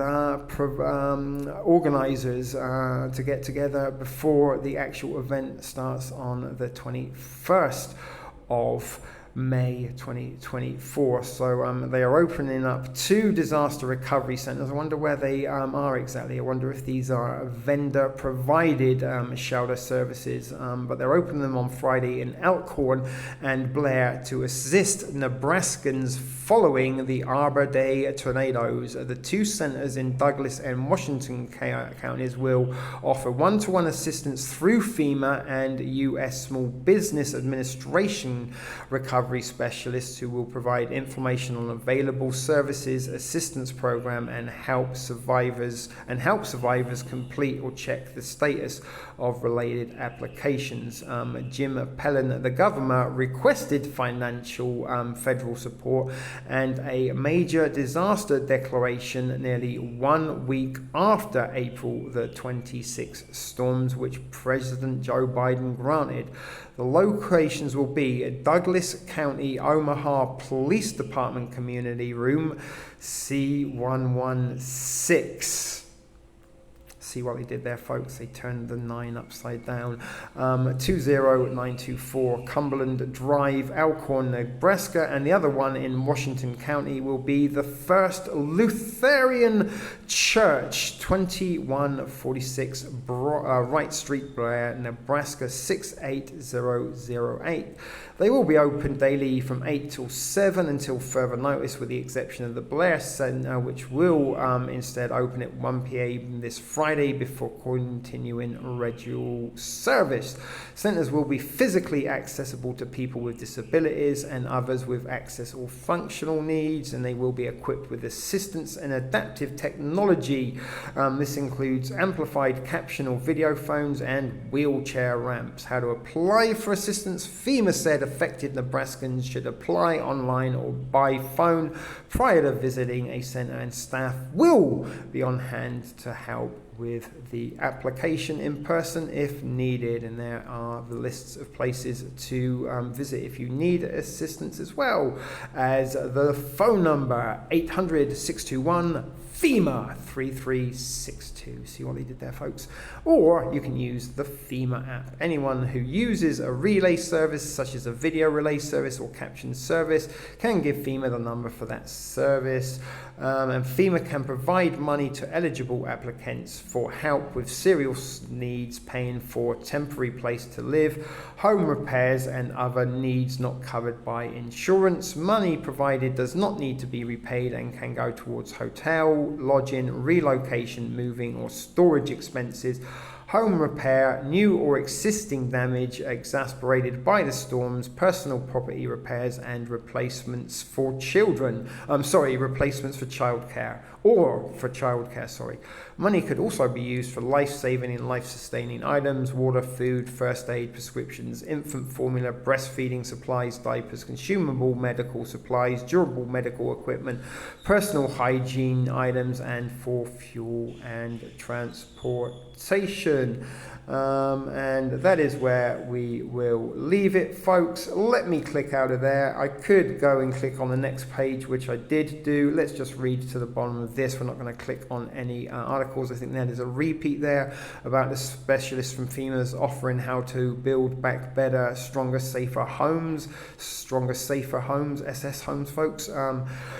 3 days ago, FEMA is still spending millions on hundreds of empty housing units. Wrangell residents have to, until May 20th, to apply for FEMA disaster funding. FEMA shares how they assist Florida during hurricane season, and that series of weather events did descend into northern Florida just yesterday. Is that week-long series of high-impact weather events cascaded through 6 states and finished with a crescendo in northern Florida.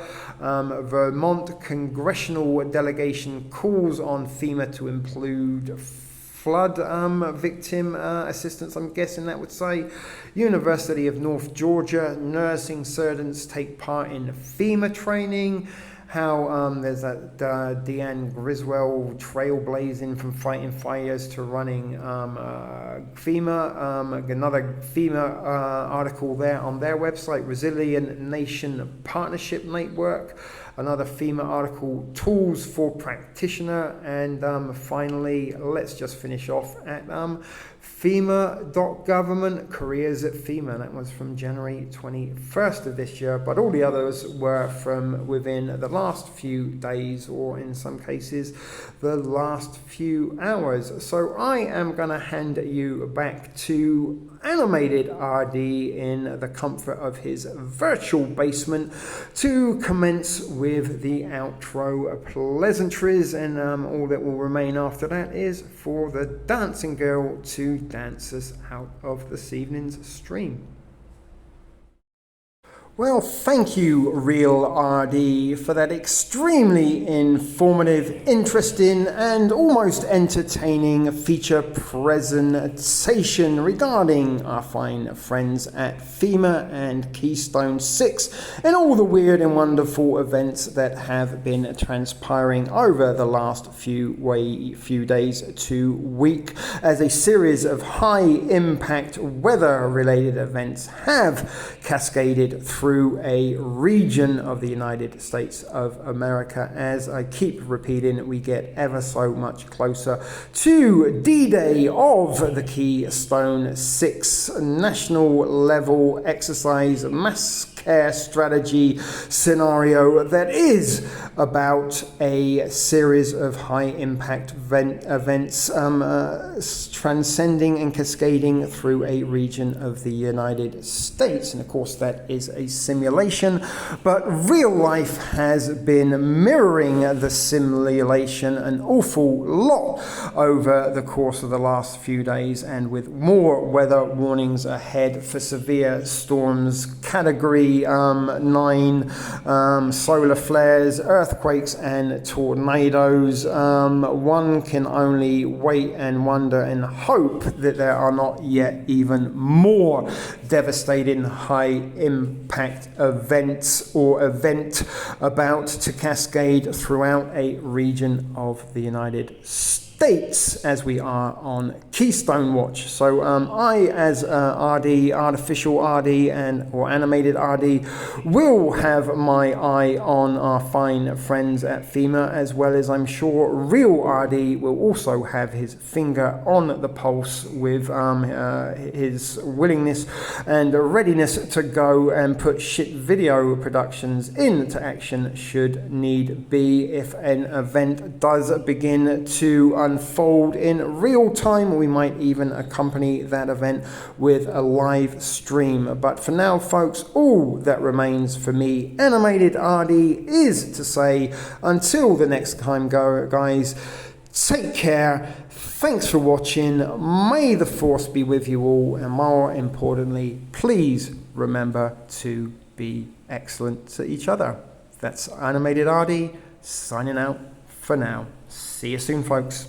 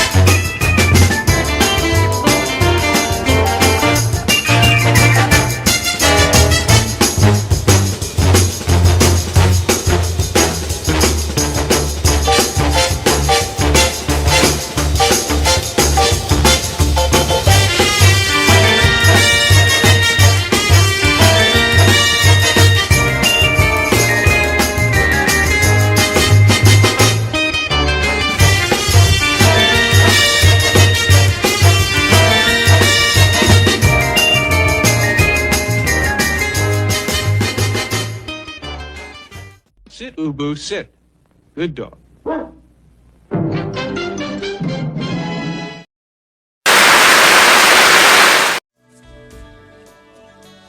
Be excellent to each other.